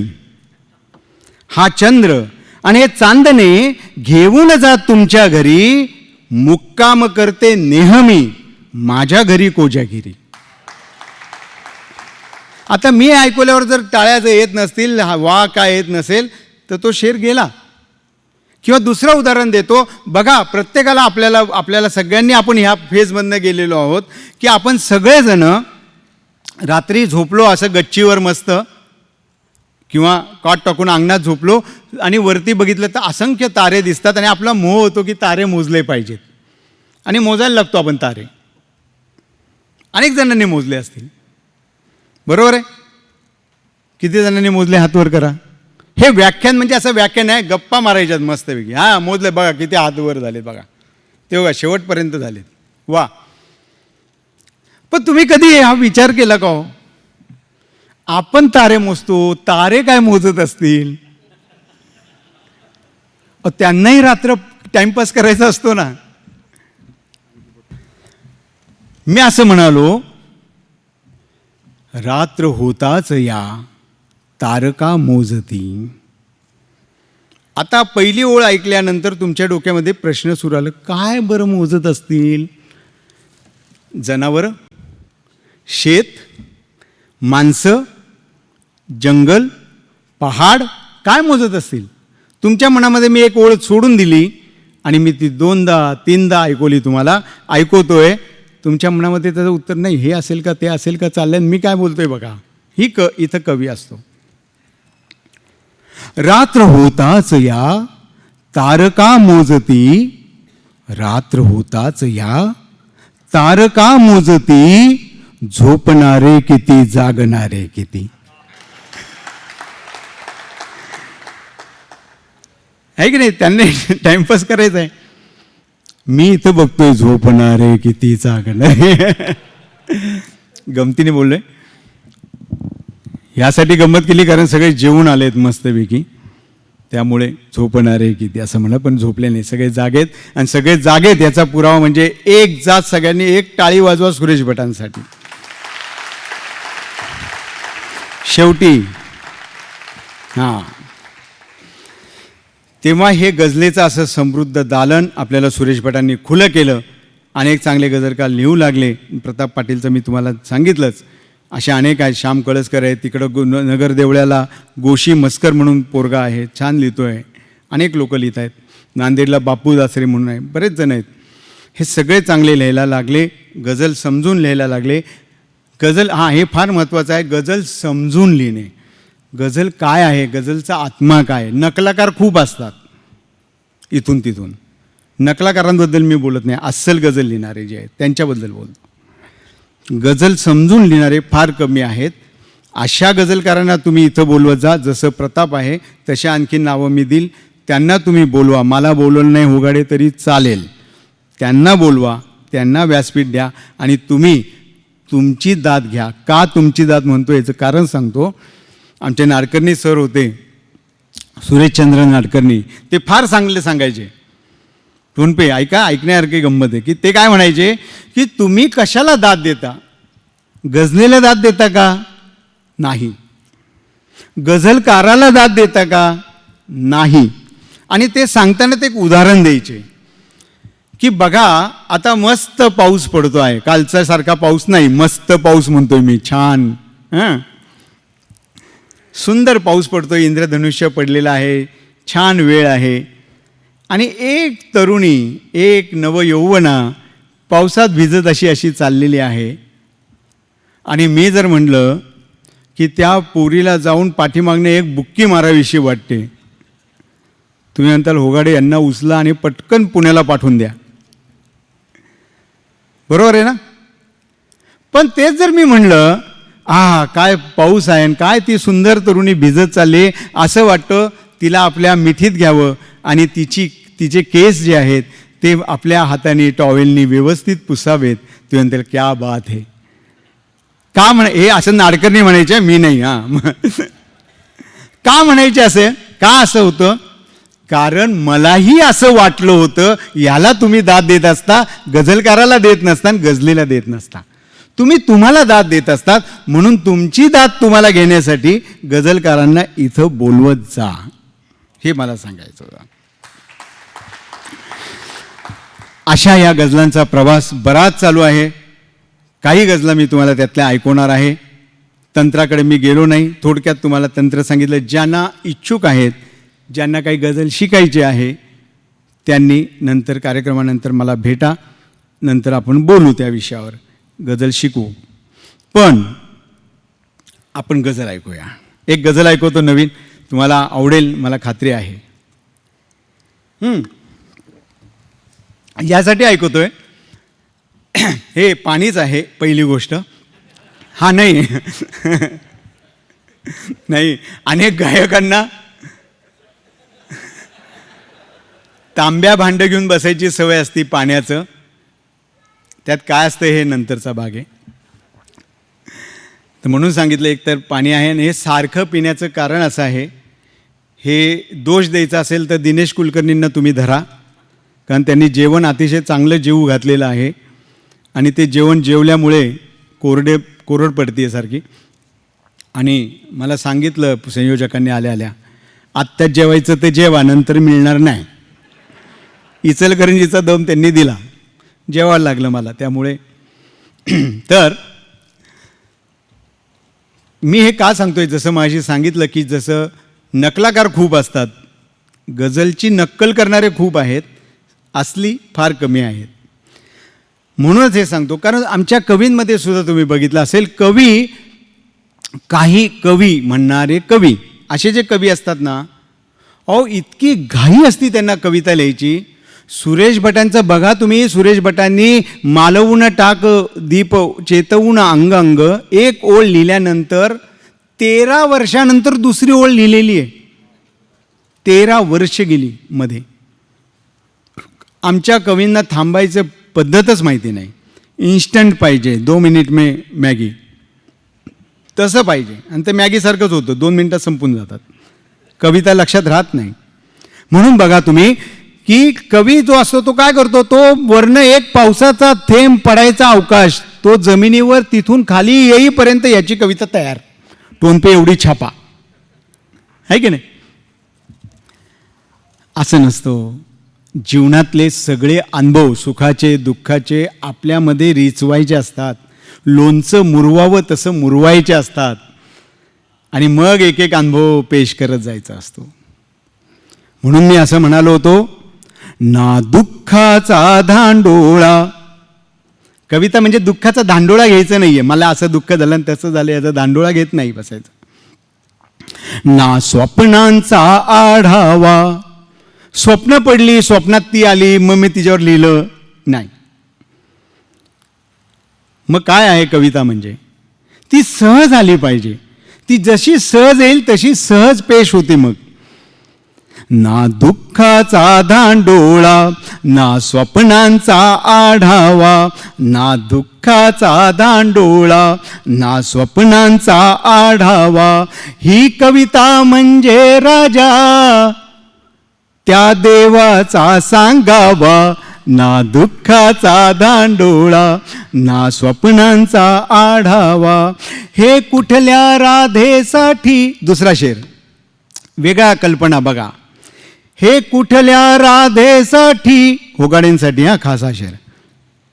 हे कुठल्या राधेसाठी. पांढरी केस ते दाखवतात फक्त, हां जवान आहेत. हे कुठल्या राधेसाठी यमुनेचे व्याकुळ पाणी. हे कुठल्या राधेसाठी यमुनेचे व्याकुळ पाणी. कृष्णाची काळी जादू, कृष्णाची काळी जादू. कशी काळी जादू आहे बघा त्याच्या.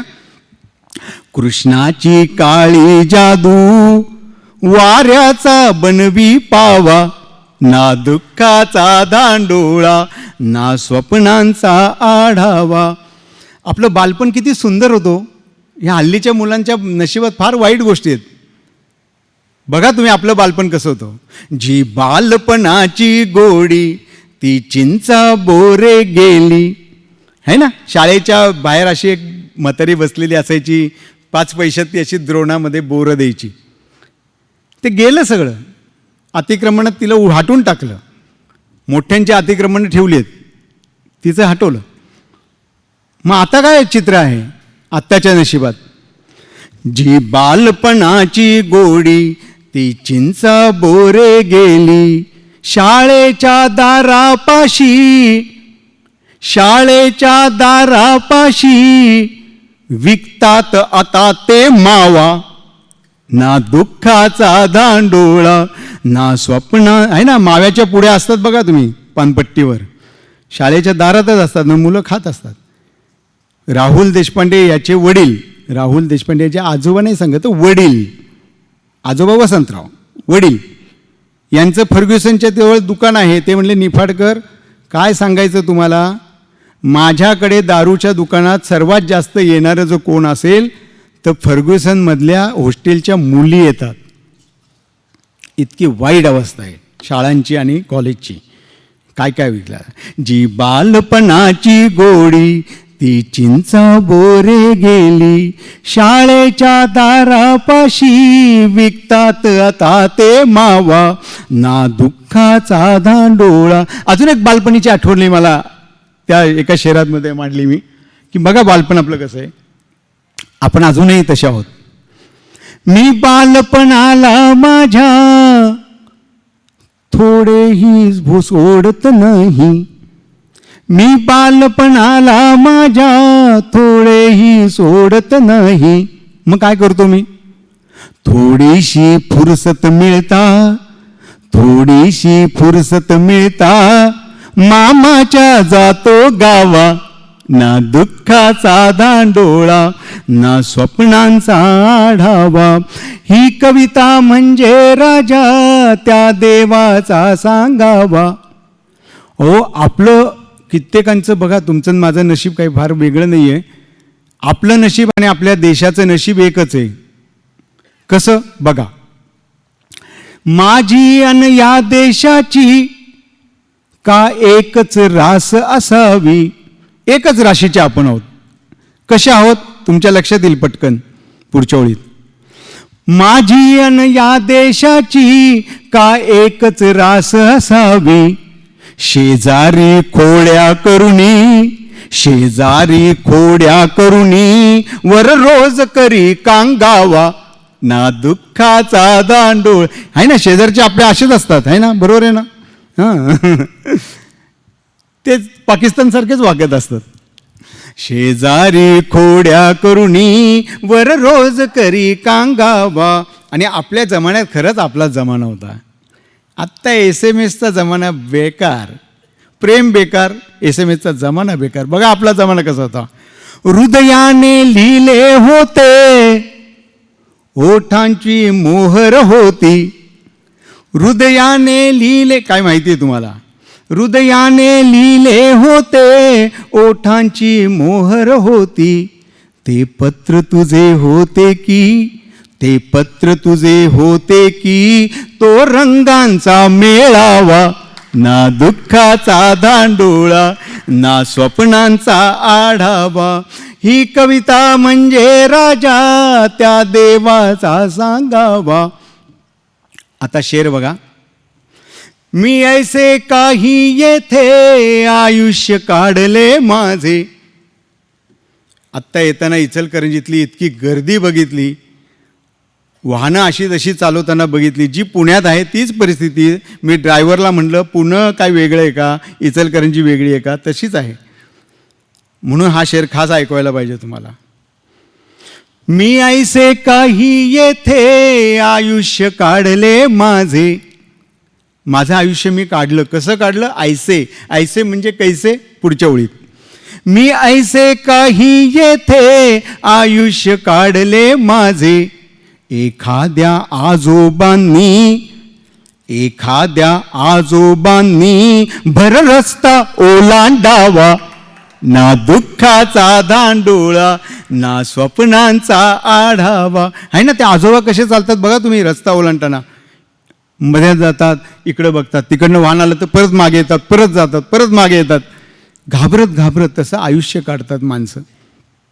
मी ऐसे काही येथे आयुष्य काढले माझे, एखाद्या आजोबांनी बर रस्ता ओलांडावा, ना दुःखाचा दांडोळा. शेवटचा शेर, बरेच शेर आहेत त्यातले, पण मी शेवटचा त्यातला शेर ऐकवतो आणि दुसऱ्या गझलीकडे जाणार आहे.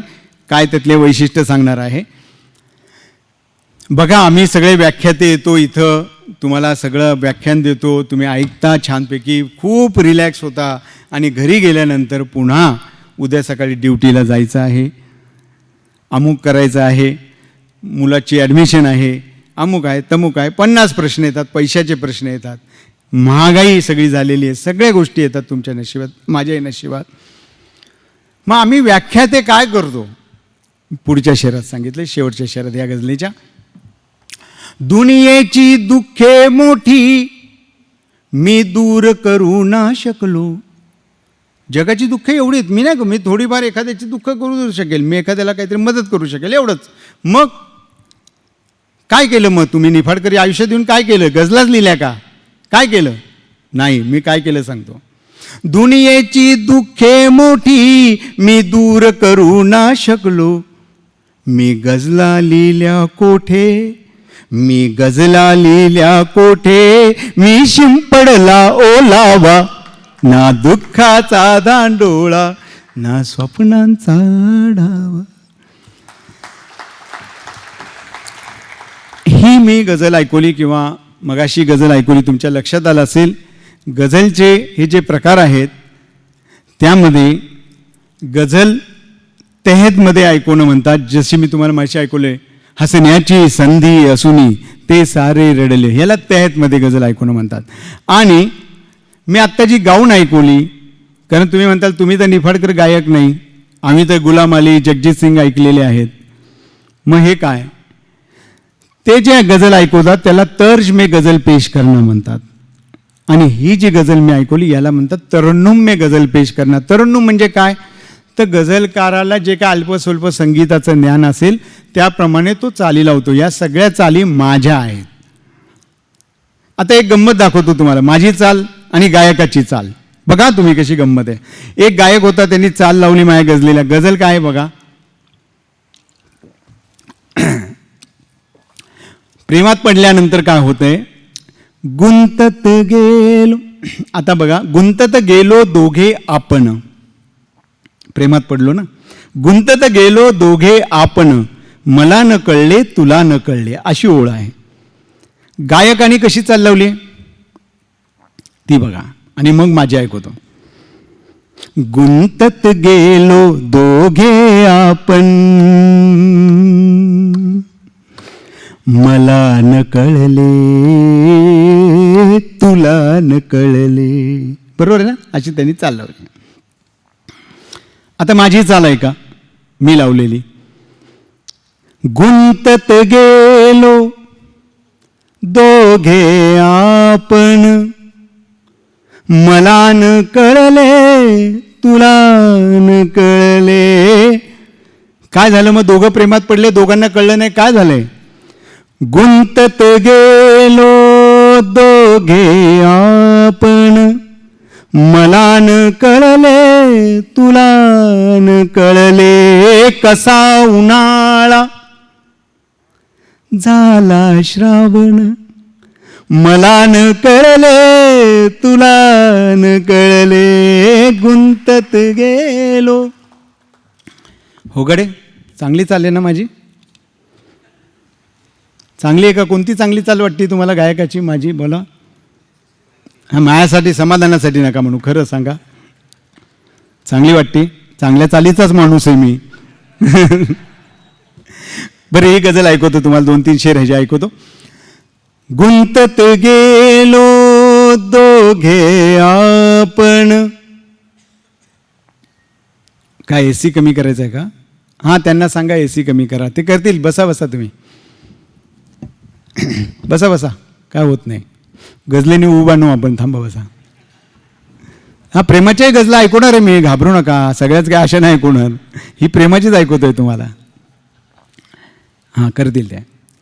गुंतत गेलो दोघे आपण, मला न कळले तुला न कळले. कसा उन्हाळा झाला श्रावण, मला न कळले तुला न कळले. गुंतत गेलो.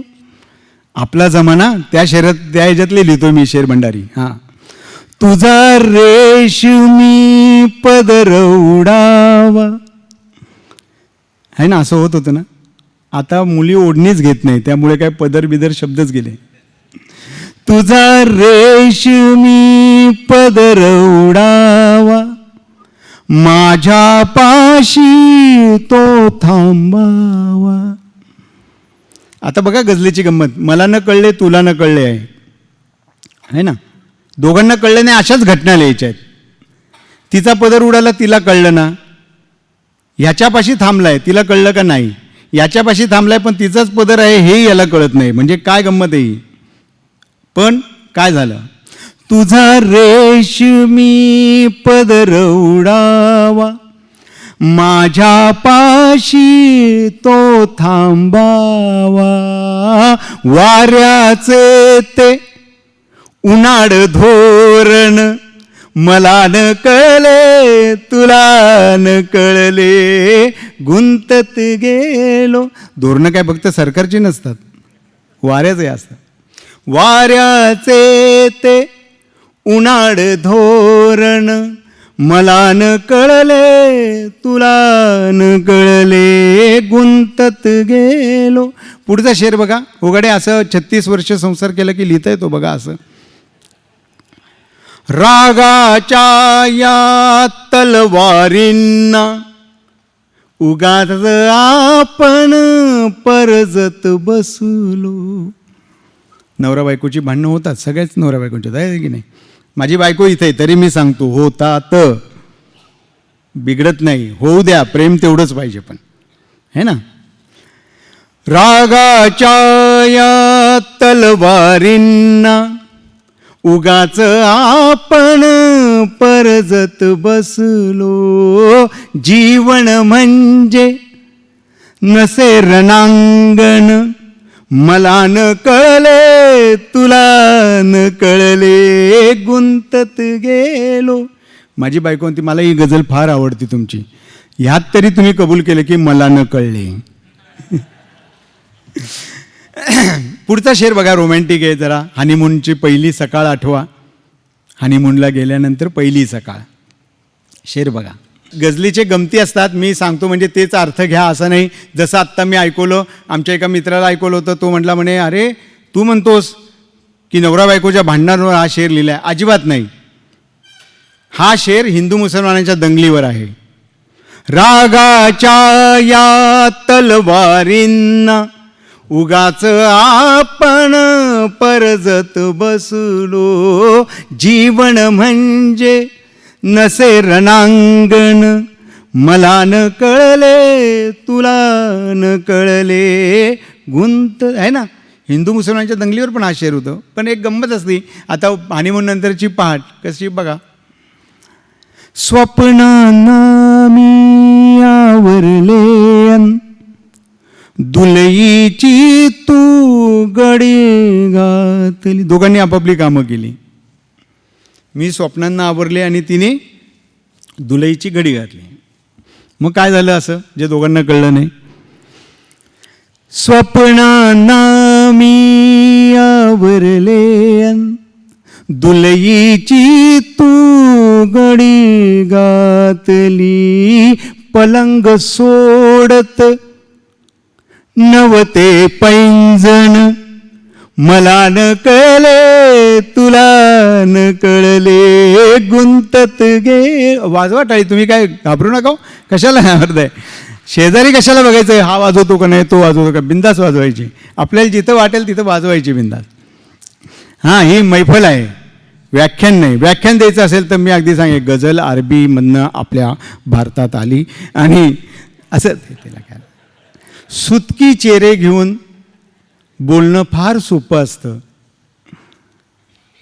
पण एवढं आयुष्य सोपं नाही हे जरी खरं असलं तरी लक्षात घ्या आयुष्य आनंददायी आहे आणि ते अधिक आनंददायी बनवण्याचं काम आपलं आहे, है ना. त्यामुळे मस्त जगावं, मस्त सांगावं, मस्त ऐकावं, मस्त बोलावं, एखादा सुंदर चित्रपट पाहावा, एखादा सुंदर पेंटिंग पाहावं, आयुष्य सुंदर करावं. त्यामुळे गझल हा काव्य प्रकारच असा आहे आणि त्याच्या अशा गमती आहेत. मी एका इगतपुरीला गेलो होतो एकदा, पोलीस कल्याण निधीच्या कार्यक्रमासाठी गेलो होतो. तिथं माझा कार्यक्रम झाला. तुमच्या तासगावलाही तिकीट लावून झाला होता तिथं, तर त्याची आठवण माझ्याकडे चांगली आहे. पण सांगायचा उद्देश की असे अनेक ठिकाणी कार्यक्रम करतो. इगतपुरीला मी कार्यक्रम केलो होतो पोलिसांच्या कल्याण निधीसाठी. आता पोलीस कल्याण निधी आपल्याला माहिती पत्रकारांना. पोलीस कल्याण निधीच्या ह्याला मी गेलो आणि तिथं कार्यक्रम करायला मी ऐकवत होतो एक एक गझल. ही प्रेमावर आहे, ही बायकोवर आहे, ही प्रेयसीवर आहे, असं करत करत ऐकत गेलो. मग होगाडेंसारखा एखादा उठला आणि तो म्हटला, काय तुम्ही ऐकवताय, दिनेश रावणचं माझं इतक्या वर्षाची मैत्री आहे आणि तुम्ही आमच्यावर काही ऐकवत नाही. मग मी त्यांच्यावर 2 शेर ऐकवले होते. मी असं म्हणालो, मित्र म्हणजे काय असतो बघा तुम्ही. मित्र म्हणजे काय, आपण उर्दूमध्ये किंवा इतर काव्यामध्ये आपण ऐकलं, मित्र म्हणजे तो जो पाठीत खंजीर खूप असतो. मित्र म्हणजे तो जो आपली प्रेयसी पळून तिच्याशी लग्न लावतो. असल्या काहीतरी ठोकळ ऐकलेले आहेत. पण खरंच असं असतो का हो? 100 मित्र असतील आपल्याला, 100 आयुष्यात, पहिली ते आत्तापर्यंत, तर त्यातले खरंच मित्र म्हणावे, जे मित्र म्हणजे जीवाला जीव देणारा जो असतो, असा मित्र जो असतो, असे किती असतात तर 95 असतात. आणि 5 मित्र असे वाईट काहीतरी वागतात. आपण त्या 5वरच खूप लिहितात कवी, 95वर लिहित नाही. मी 95साठी लिहितो. म्हणून मी असं म्हणालो, हां वा मी असं म्हणालो की मित्र कसा असतो, तो भांडत नाही का, भांडतो. पण कसा असतो बघा, भांडून यार गेला नाही रगेल तो, रगेल नाहीये तो. तो कसा आहे बघा पुढच्या वेळी, भांडून यार गेला नाही रगेल तो, लक्षात चूक येता मागे वळेल तो. ही टाळी मित्रांसाठी आहे, बरोबर आहे, तुमच्या मित्रांसाठी. भांडून यार गेला नाही रगेल तो, लक्षात चूक येता मागे वळेल तो. त्याच्या ऋणात माझे आयुष्य चालले, त्याच्या ऋणात माझे आयुष्य चालले. आभार मानले तर आता चिडेल तो, आभार मानले तर आता चिडेल तो. बरीच मोठी गझल आहे, पण शेवटचा ऐकवतो त्यातला. तुम्हाला नुसतं एक एक पीसेस ऐकवतोय मी. इगतपुरीकडे आपल्याला जायचं आहे, मी ते सांगणार आहे. मग तर तो भांडून यार गेला, हां यामध्ये एक शेर तुम्हाला चांगला तो पण ऐकवतो, पण तो मस्त, कारण आत्ता ऐकवलंच पाहिजे, कारण हंबीरराव अमुक अमुक तमुक तमुक पिक्चर येतात आहे, आता खूप सिरियल येतात आहे. मी हे लिहिलं होतं तेव्हा, असले काही पिक्चर नव्हते, पण मी तेव्हा लिहिलं होतं. तेव्हा कारगिलचं युद्ध चालू होतं. कारगिलचं युद्ध, याचा अर्थ लक्षात घ्या, सर्वात अवघड युद्ध भारताचं ते होतं. बाकीची युद्ध जमिनीवर समोरासमोर होती, आकाशात समोरासमोर होती. हे युद्ध असं होतं की तिथून वर्ण मारा पाकिस्तानी करत होते आणि खालनं आपले जवान उत्तर देत होते. मी ही गझल लिहित होतो, मला एका मित्राने प्रश्न विचारला, काय होणार आपलं? म्हणलं जिंकणार आपण. तो म्हणलं एवढी खात्री कशी काय, तुझा काय संरक्षण शास्त्राचा अभ्यास नाही आहे? म्हणलं नाही आहे, पण माझा माणसांचा अभ्यास जास्त आहे. तो म्हणला कसं काय? आणि मला एक शेर सुचला, मी तोही लिहिला. तो भारतीय आहे नक्की लढेल तो. आता भारतीय आहे लढेल तो, ह्यात काय गंमत नाही, काही गंमत नाही आहे. पुढच्या ओळीत गंमत आहे. भारतीय आहे म्हणजे काय आहे, खालच्या ओळीत त्याचं स्पष्टीकरण आहे. तो भारतीय आहे नक्की लढेल तो, डोके जरी उडाले शत्रू टिपेल तो. मी मित्रांवरचे असे ऐकत होतो. मग तेचला शेवटचा शेर ऐकवला. होगाडे खास करून तुम्हाला ऐकवतोय की मित्र कसा आहे, हां तुमच्यासाठी, तुमच्या दिनेशच्या मैत्रीसाठी, हां तुमच्या दोघांच्या. भांडून यार गेला नाही रगेल तो, लक्षात चूक येता मागे वळेल तो. खांद्यावरून त्याच्या जाईन एकदा, खांद्यावरून त्याच्या. बघा आपल्याकडे अहेव नवमी असते है ना. कोणतीही बाई म्हणती की मला सौभाग्यालंकार असतानाच मरू दे, इतक्या दर्जाचं मैत्रीला आपण ठेवलेलं आहे. खांद्यावरून त्याच्या जाईन एकदा, घ्या सावरून त्याला जेव्हा रडेल तो. भांडून यार गेला नाही रगेल तो. मित्र गेला म्हणजे हां मग तोंडपे म्हणतील अरे गेले का निफाडकर, बरं आलं बातमी मिळाली, चला एक बातमी लिहून टाकेल. इतकं होणार नाही. मित्र म्हणल्यावर कुठेतरी आत कालव होईल आणि वाटेल की नाही हे झालं, हे चांगलं झालं नाही. खांद्यावरून त्याच्या जाईन एकदा, घ्या सावरून त्याला जेव्हा रडेल तो. असं मित्रांवरची गजल ऐकून तर एक हवालदार उठले इगतपुरीला ते म्हणले, अहो तुम्ही सगळ्यांवर लिहिलं, मित्रावर लिहिलं, बायकोवर लिहिलं, सगळं सांगितलं, आमच्यावर काही लिहिलं का नाही? म्हणलं लिहिलंय, मग ऐकवत का नाही अजून? किती वेळ झाला तुम्ही ऐकवतच नाही आहे. हो म्हणलं ऐकवत नाही. काय कारण आहे? अटक होईल याची भीती वाटते म्हणलं मला. नाही नाही ऐकवा तुम्ही पाहुणे आहात, ऐकवायला काय हरकत नाही. म्हणलं अहो मी माझ्याशी ती गझल ऐकवली ना, मी जसे बोलतो तसे होते, मी जसे बोलतो तसे होते, ईश्वराचे किती हसे होते. हां, तिला आम्ही दाद पण दिली, चांगली आहे गझल ती. मग त्यात काय? त्या गझलेमध्ये एक शेर होता, तो ऐकवला नाही मी तुम्हाला, तो आता ऐकवतो. मी जसे बोलतो तसे होते, ईश्वराचे किती हसे होते, जाहली बोंब न त्या चोरीची, जाहली बोंब न त्या चोरीची, पोलिसांचे तिथे ठसे होते. तो अजून काय लिहिलं? म्हटलं अजून एका गझलेमध्ये लिहिलेलं आहे. हास्य क्लबमध्ये आम्ही हा शेर जास्त पॉप्युलर आहे, तो असा, हसण्याचा तुम्ही प्रचार करा. कुठल्या तरी पुढाऱ्याचा प्रचार करण्यापेक्षा हसण्याचा करा. हसण्याचा तुम्ही प्रचार करा. का करा? पुढच्या ओळीत सांगतोय, हसण्याचा तुम्ही प्रचार करा, वेदनेचा समुद्र पार करा. हसण्याचा तुम्ही प्रचार करा, वेदनेचा समुद्र पार करा. त्यामध्ये सुद्धा एक शेर होता पोलिसांवर, तो ऐकवतो आता. हसण्याचा तुम्ही प्रचार करा, वेदनेचा समुद्र पार करा, मग कसे घर भरेल सोन्याने.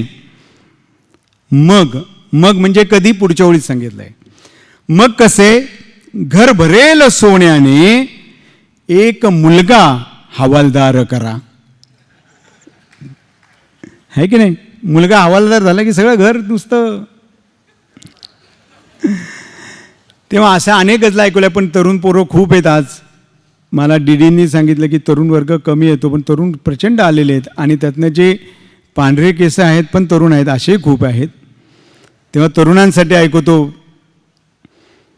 बघा ही गझल, रोमॅन्टिक गझल आपल्याला ऐकवतो. हां, गझल अशी आहे, थोडे अमृत आणि गुलाब जल, थोडेसे मध, थोडे अत्तर, सगळं थोडं थोडं आहे. कशात आहे, काय आहे बघा. आणि गंमत तुम्हाला मी सांगितलं ना की शब्द प्रभू जे असतात त्यांच्या पुढे शब्द उभे राहतात हात जोडून. तसं शब्द तुम्ही बघितलं, पेंटिंग कसे करतात गदिमा, असं अनेक गोष्टी होतात. गझलमध्ये, कवितेमध्ये सगळ्याच गोष्टी येतात.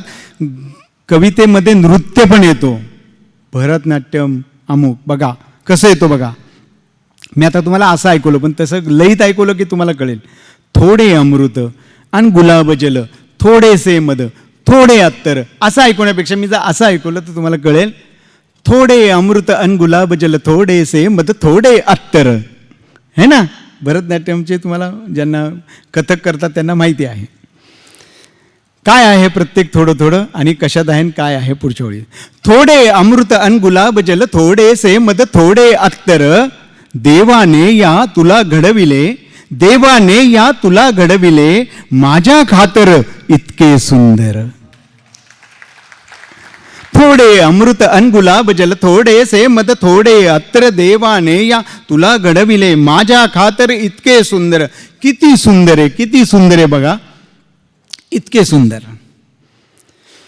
इतकी सुंदर आहे की सहा ऋतूंनी आपले दाग दागिने तुला अर्पिले.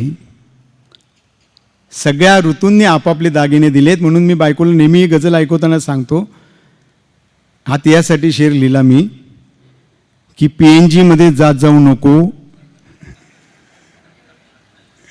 थोडे अमृत आणि गुलाब जल, थोडेसे का जाऊ नको बघा.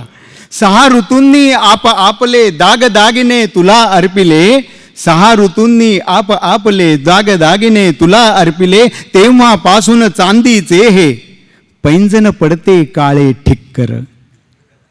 बघा तुम्ही, सोनं काळं पडत नाही, चांदी काळं पडते. चांदी का काळी पडती? ती जळती सौंदर्यावर, म्हणून काळं पडते. सहा ऋतूंनी आपले दाग दागिने तुला अर्पिले, तेव्हापासून चांदीचे हे पैंजण पडते काळे टिक्कर. आणि भुवई कुठली नजरेवरती मदनाने तो बाण रोवला.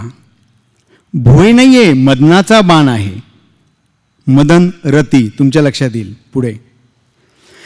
भुई कुठली नजरेवरती मदनाने तो बाण रोवला, रती म्हणाली मादकतेला. रती आणि मादकता या दोन गोष्टी वेगळ्या आहेत. त्या गप्पा मारतायत, त्या दोघी बहिणी आहेत, त्या दोघी गप्पा मारतात, मैत्रिणी आहेत का असेल ते, त्या दोघी गप्पा मारतात. रती तिला सांगते मादकतेला, काय सांगते बघा. भुई कुठली नजरेवरती मदनाने तो बाण रोवला, रती म्हणाली मादकतेला, राहा सुखाने हे तुमचे घर. ती किती मादक आहे, ती किती सुंदर आहे, तर ती इतकी सुंदर आहे. ती किती सुंदर आहे बघा. भुवई कुठली नजरेवरती मदनाने तो बाण रोवला, रती म्हणाली मादकतेला, राहा सुखाने हे तुमचे घर. तुला पाहुनी दूर पळाल्या माझ्या चिंता व्यथा काळजी. आहे ना, पत्नीला पाहिल्यानंतर असं होतं ना. हां, नाही तर घरी जाऊन येतो सांगायला. तुला पाहुनी दूर पळाल्या माझ्या चिंता व्यथा काळजी. तुला पाहुनी दूर पळाल्या माझ्या चिंता व्यथा काळजी. तुला पाहुनी सुखही आले, तुला पाहुनी सुखही आले, आपुल्या दारी मुलांबरोबर. सुख सुद्धा एकटं आलं नाही, आपल्या घरी मुलांना घेऊन आलं. तुला पाहुनी दूर पळाल्या माझ्या चिंता व्यथा काळजी. तुला पाहुनी सुखही आले, आपुल्या दारी मुलांबरोबर. आणि शेवटी बघा शेर, सारे काही तुझे निराळे गोड गुलाबी हवे हवेसे. सारे काही तुझे निराळे गोड गुलाबी हवे हवेसे, पण हृदयावर हक्क सांगण्या, पण हृदयावर हक्क सांगण्या, गेलीस बाई तू माझ्यावर, तू माझ्यावर. हा वाजव रे, काही घाबरू नको, वाजव वाजव टाळ्या जोरात. थांबतो ना मी तो सर. हां, तेव्हा गझलमध्ये एक विषय आला तरी तो वेगवेगळ्या अंगाने येत असतो. गझलमध्ये वेगवेगळे विषयसुद्धा येत असतात. अशा गझलेची ही वाटचाल आणि अशी चालत आहे. जसं मी आत्ता तुम्हाला सांगितलं की गझलमध्ये लिहायला कठीण काय, तर वृत्तांमध्ये लिहायचे आहे. आता मी तर एक गंमत गेलेली 2 शेर ऐकवतो आणि मी थांबणार आहे त्यानंतर, कारण तुमची मला माहिती आहे व्याख्यानाची वेळ संपलेली आहे आणि मी हा शेर ऐकवणार आहे मग थांबणार आहे. मी तर अनेक वृत्तांमध्ये लिहिल्या, त्या तर काय विशेष नाही आहे. वृत्तांमध्ये लिहिता लिहिता आणखीन कमी शब्दामध्ये, गझल कमीत कमी शब्दामध्ये लिहिण्याचा प्रयत्न केला. मी असं बायकोबद्दल म्हणलं आहे बघा ओघाडे. काळ जाला जाळते ती. बघा 3 शब्द आहेत. काळ जाला जाळते ती, है ना. आता ती मध्ये शेवटी यमक म्हणतात त्याला, ज्याला रदीफ म्हणतात, तो तर खालच्या ओळीत येणारच आहे. काफिया म्हणतात, जाळते टाळते काहीतरी येणारच आहे. मग एक शेरेन मला तुमची दाद घ्यायची, एकच शब्देन मला तुमची दाद घ्यायची आहे. मी असं म्हणालो, काळ जाला जाळते ती. मग भंडारी म्हणाल त्यात काय विशेष आहे, माझी बायको काळजाला जाळते की काय, तुमचीच जाळते का फक्त. मी त्यांना पुढच्या ओळीत उत्तर देतोय. काळजाला जाळते ती, काळजाला जाळते ती, अन मला ओवाळते ती. काळजाला जाळते ती, अन मला ओवाळते ती, फूल मी देऊ न शकलो. फूल म्हणजे काय, फूल हे कवितेमध्ये येतो तेव्हा सुखाचं प्रतीक म्हणून येतो. कोणत्याही नवऱ्याने, कोणत्याही अंडरलाईन, कोणत्याही नवऱ्याने बायकोला हे बोलूच नये मी तुला सुख दिलेलं आहे. बरोबर आहे ना. बायकांनी तरी टाळ्या ह्याच्यावर वाजवल्याच पाहिजे. हा हसला तरी चालेल, टाळी वाजवल्या का द्यायचं नाही, कारण ती जे त्याग करते, ती अख्खं घरदार सोडून आपल्या घरी येते, आपल्या घरातली होते, आपल्या मुलांना जन्म देते, त्यांचं पालनपोषण करते, आपण बाहेर भटकत राहतो. ती मृत्यूची लढाई खेळते आणि मुलाला जन्म देते. हे सगळे तिचे त्याग पाहिल्यानंतर आपण बंगला गाडी काही दिलं तरी फिके त्यापुढे. मग मी माझ्या बायकोला मी नाही दिलं सुख, मी काय तुमच्यासारखाच आहे, माणूसच आहे शेवटी, मी काय वेगळा नाही. मग मी फूल म्हणजे काय, सुख दिलं नाही, मग काय झालं? काळजाला जाळते ती अन मला ओवाळते ती, फूल मी देऊ न शकलो, फूल मी देऊ न शकलो, जे दिले ते माळते ती. मी काटा दिला असेल तर ती काटा माळेल, है की नाही? मी पेन दिला असेल तर ती पेन माळेल फुलाप्रमाणे, पण ती तसं करून तो दिवस साजरा करेल. काळजाला जाळते ती अन मला ओवाळते ती. आता खूप बायकांच्या टाळ्या आल्या, आता पुरुषांच्या टाळ्या पुढच्या शिराला येणार आहे, कारण बायका इतक्याही सोप्या नसतात. कशा असतात बायका? काळजाला जाळते ती अन मला ओवाळते ती, शब्द गेला वाकडा तर, शब्द गेला वाकडा तर बोलणेही टाळते ती. काळजाला जाळते ती. मित्रांनो, अशा गमती करत करत शेरांच्या ह्या गमती तुम्हाला सांगितल्या. उर्दूमध्ये खूप छान लिहिलेलं आहे, सुरेश भटांनी छान लिहिलं आहे, प्रतापसारख्या अनेक गझलकारांनी चांगल्या गझला लिहिलेल्या आहेत. अशा अनेक गझला मी 3 तास असं म्हणतो मी, खरं नाशिकमध्ये मी 6 तास कार्यक्रम केला होता. हातात माझ्या कागद नसतो.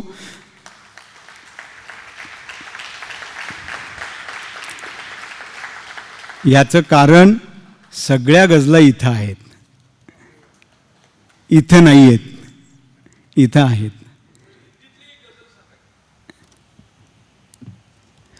हिंदीतल्या किती गझला ऐकू तुम्हाला? कोण आहे म्हणजे तुम्हाला? थांबा, कोण आहे तो प्रश्न विचारणार तर उभे राहून बोला. यस, उभे राहा.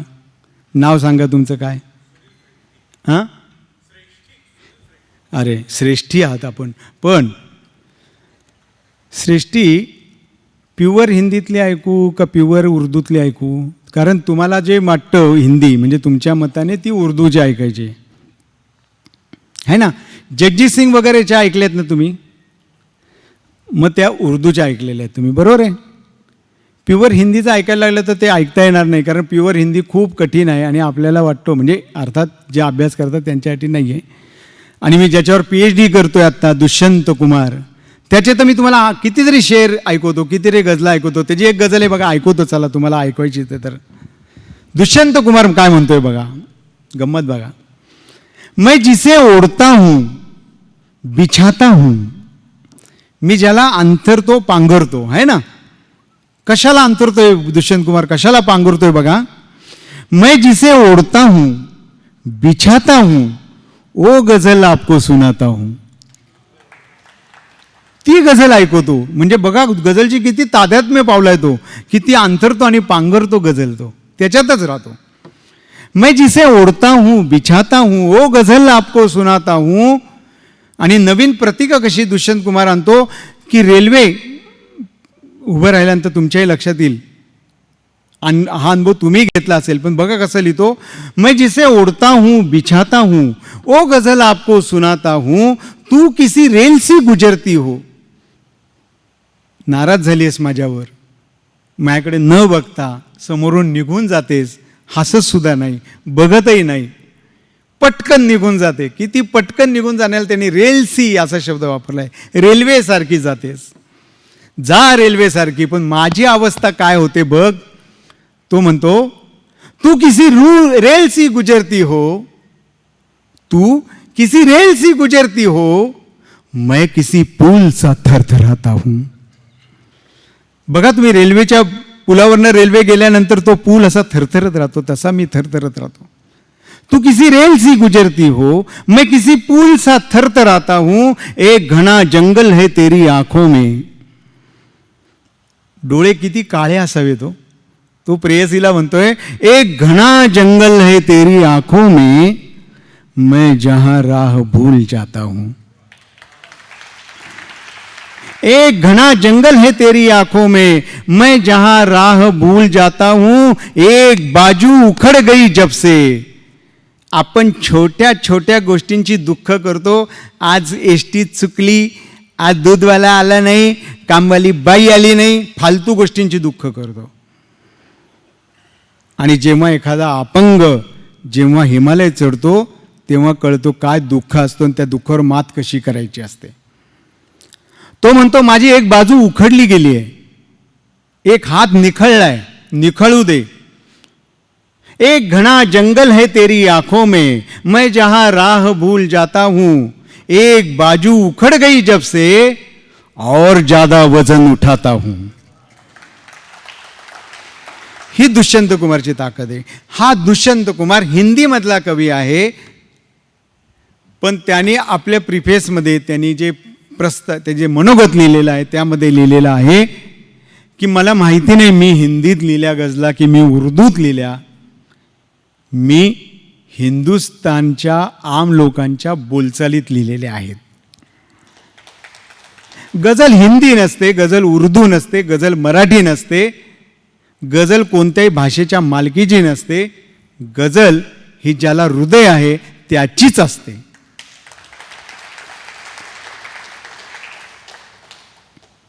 म्हणून मी प्रार्थना अशी शेवटी करतो, बरेच शेर आहेत तुम्हाला सगळे नाही ऐकवणार, पण मी अशी एक प्रार्थना केली आहे, जगाने नुसतं भारतातल्या महाराष्ट्रातल्या मराठीच्या इचलकरंजीच्या लोकांनी नाही, जगाने काय प्रार्थना केली बघा शेरामध्ये, जगाने उरी जी धरावी गझल, सांभाळून ठेवावी जी गझल उरापाशी, आपल्या उरापाशी, कपाटात नाही, उरापाशी. जगाने उरी जी धरावी गझल, जगाने उराशी धरावी गझल, अशी एक मजला सुचावी गझल. मला फार गझला नाही लिहायच्या, नकोच लिहायला, एकच गझल मी लिहीन, पण प्रत्येकाच्या हृदयापाशी ती असली पाहिजे, तर त्या गझलेची खरी महंत आहे. अशी प्रार्थना मी करतो. तुम्ही सगळ्या जणांनी इतक्या शांतपणे आणि छान पद्धतीने ऐकलं, खूप ऐकवण्यासारखं आहे. नुसतं सुरेश भट या विषयावर 3 तास हातात कागद न घेता मी ऐकवू शकतो. नुसतं मी नाशिकचं तुम्हाला सांगितलं, नाशिकला 6 तास कार्यक्रम चालला होता, 6 तास ऐकवल्या होत्या. प्रश्न त्याचा नाही, समोरच्याची कॅपॅसिटी कशी आहे त्याच्यावर मी ऐकवतो. आत्ता नाट्यगृहाचा आपण वेळ लक्षात घेता आपण थांबूया. 11:30 वाजलेले आहेत. मला 11:30ला वेळ दिला होता, 11:15 झालेले आहेत. आपण सर्वांचे मी आभार मानतो, ह्या सगळ्या संस्थांचे आभार मानतो, मनोरंजनचे आभार मानतो, होगाडेंनी 2 वर्ष पाठपुरावा केला याचा आभार मानतो. फक्त एक शेर होगाडे आणि तुमच्यासाठी 2 शेर ऐकवतो म्हणजे ते पूर्ण होऊन जाईल. मी असं म्हणालो आहे, एकमेकांना विसरणे शक्य नाही. तुम्ही मला विसरणार नाही, मी तुम्हाला विसरणार नाही. एकमेकांना विसरणे शक्य नाही, ही नशा आता उतरणे शक्य नाही. ही नशा, इथे शब्द फार महत्वाचा आहे, कारण दारूची नशा सकाळी उतरते. म्हणजे मी पित नाही, मला माहिती नाही, पण अनुभव सांगतो लोकांचे. हां, दारूची नशा त्याला काहीतरी असं विशिष्ट पेय दिलं, पेरू दिला की उतरते. गझलेची नशा उतरतच नाही. म्हणून मी असं म्हणालो, एकमेकांना विसरणे शक्य नाही, ही नशा आता उतरणे शक्य नाही.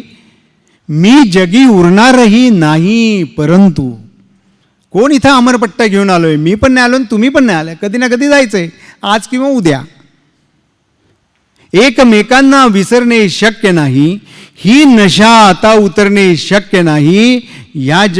मी जगी उरणारही नाही, परंतु मी जगी उरणारही नाही, परंतु काय गझलेतून उरणे शक्य नाही. देखावे बघण्याचे वय निघून गेले.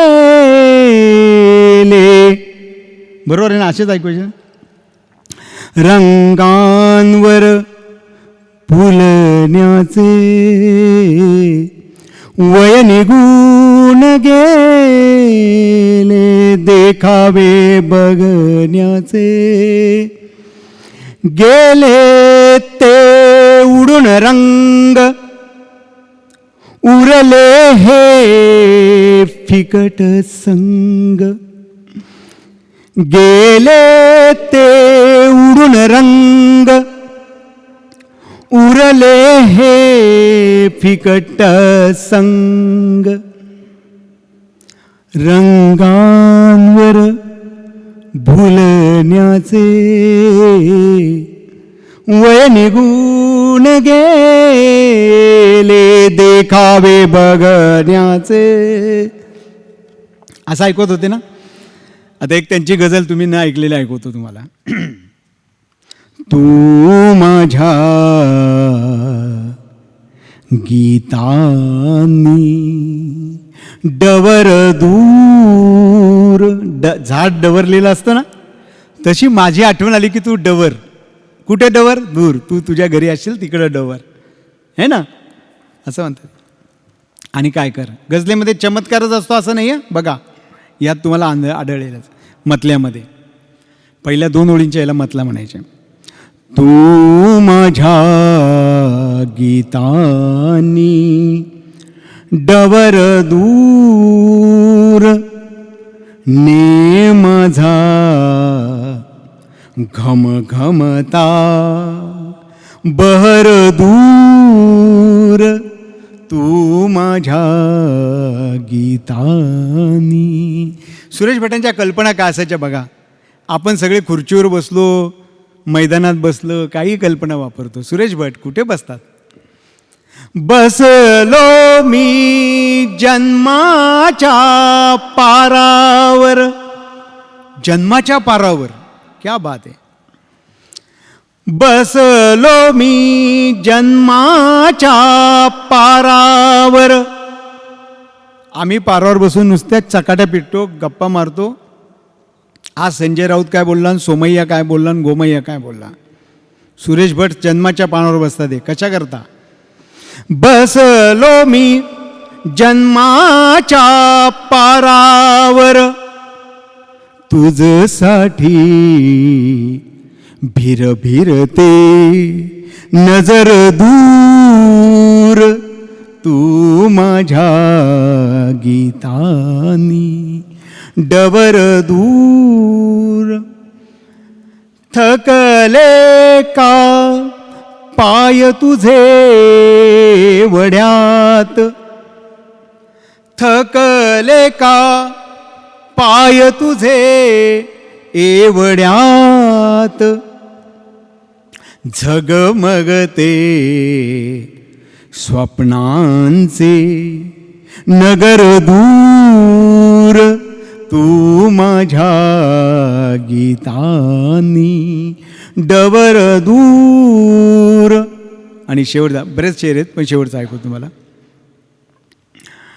तू माझ्या गीतांनी माझान रात्रीचा. मी जर असा ऐकवत बसलो तर हा शेर मला 10 वेळा ऐकावा लागेल. माझान रात्रीचा काय दोष, माझान रात्रीचा काय दोष. बग झाला शेवटचा गजर दूर. तू माझ्या गीता. धन्यवाद.